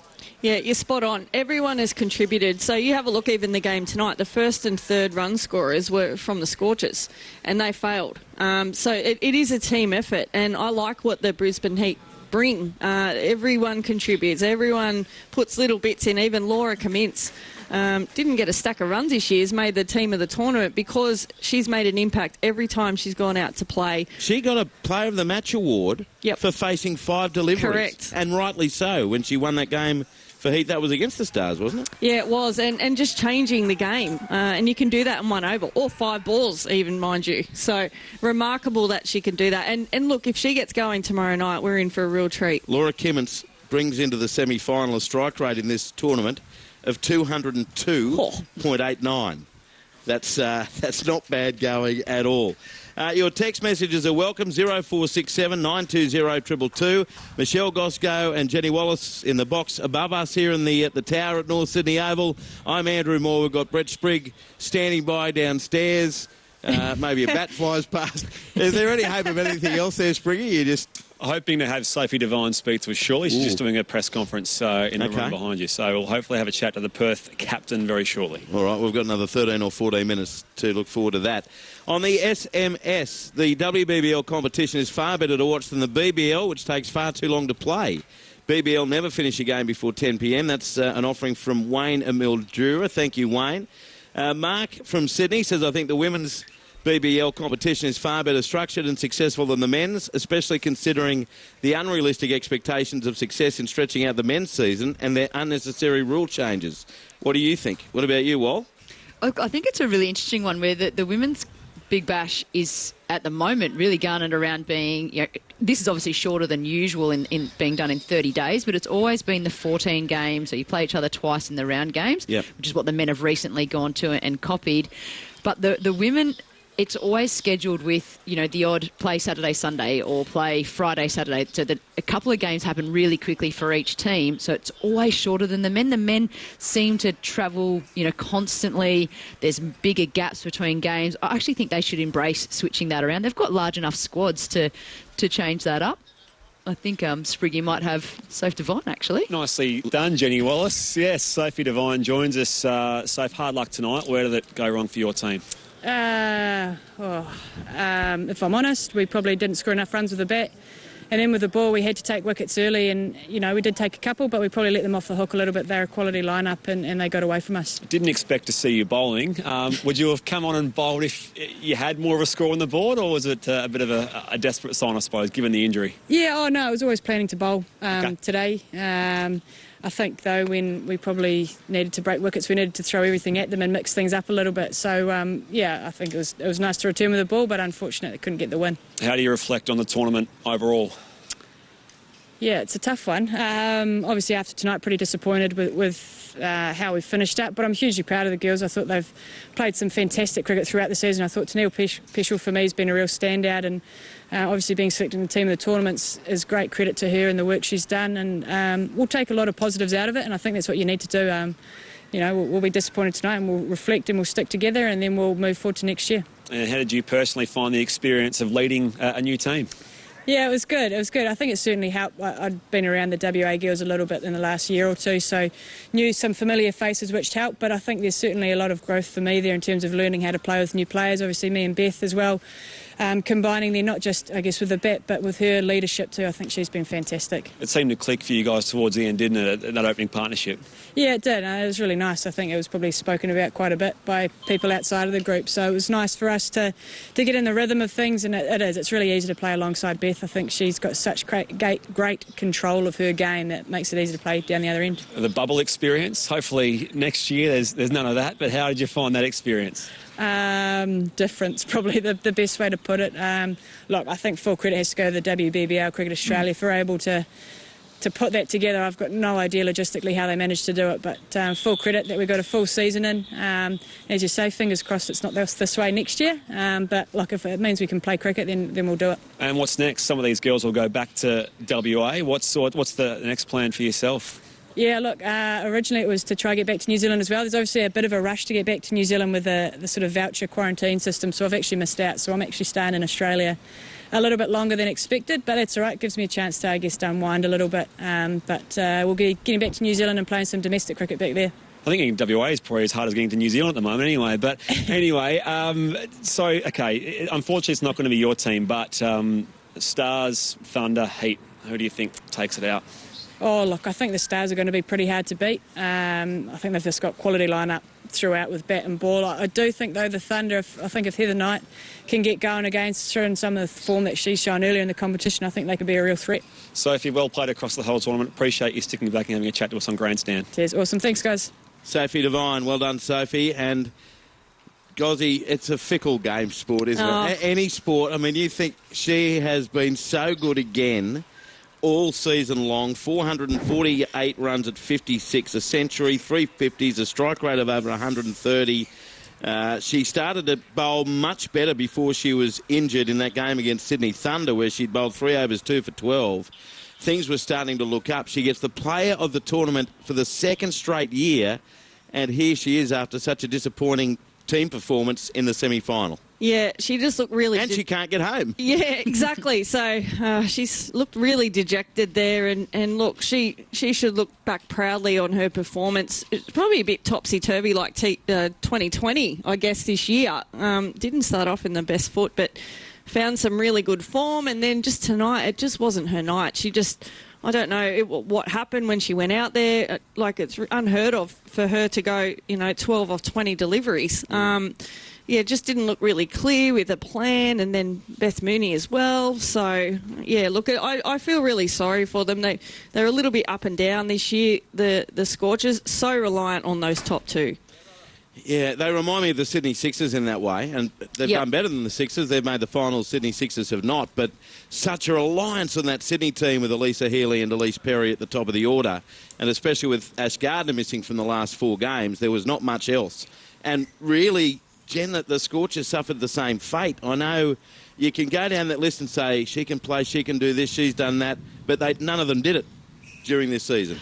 Yeah, exactly right. And it's a lot of talk of, well, we know there's the talent there, but we just want to see it, whether that's Scorchers fans or just general WBBL fans. And unfortunately for Soph, she's dejected because this is a repeat of last year for her. Yes, it's the semi-final, not the final, but she went into that final for the Strikers last year just by far and away player of the tournament. So, and she failed with the bat in that competition too in the final last year. So she'll take that really personally because she just knows that if her blade gets going, the team she's playing for wins. And we see that for her for the Kiwis as well, that we always think that she could beat Australia off her own blade, but it just seems to be that they can trap her in the big games. It's funny, I looked through their bowling lineup and there were plenty of contributors. Sarah Glenn finishes with 17 wickets, the young leggy. I thought she was really impressive throughout with the ball when she wasn't taking wickets. She was tying down an end. Heather Graham ends up with 12 wickets. Nicole Bolton, 10 wickets, mainly opening the bowling. Where was she tonight? Oh, I don't know. There's another thing I'm perplexed about, Andrew. I don't know why she didn't bowl tonight. All right, so we've got 2 games left in the tournament, and this probably is a very difficult one to draw any comparison with this season due to the fact it's all been in Sydney. There's been a clump of, well, they played 56 games in, 4 blinks of an eye in 3 or 4 weeks to get this season in.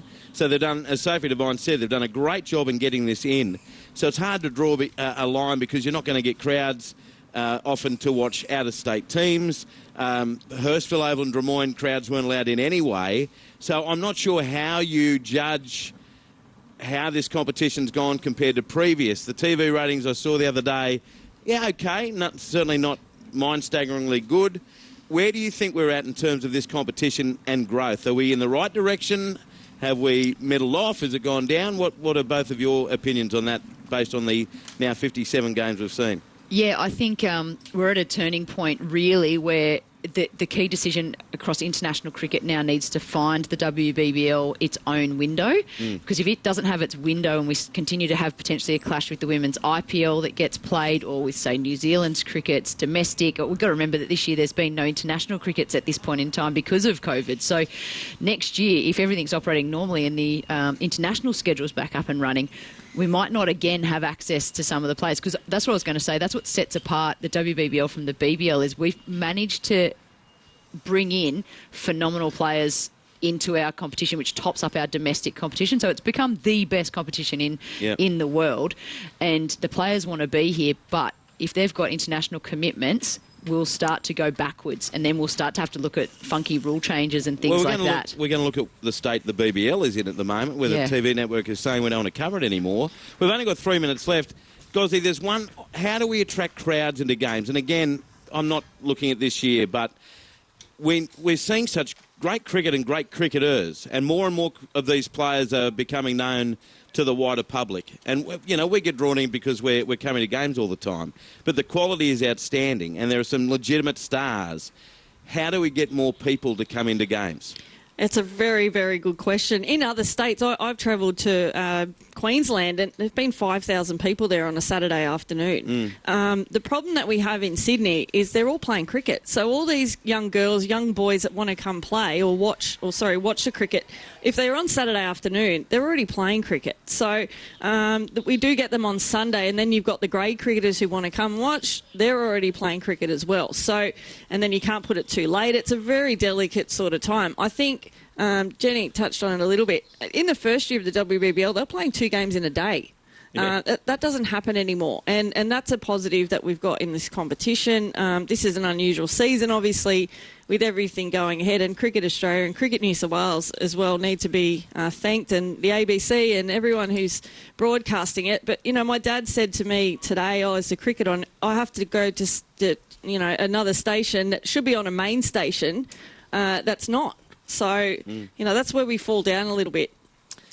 Yeah, that's the thing. I mean, with tournaments with so many games in so many days, how do you keep the public interest to make every day that there's cricket on relevant? And for the public to know that if they listen to the radio, see a snippet on TV or catch a snippet in the paper, okay, this game's important for this reason.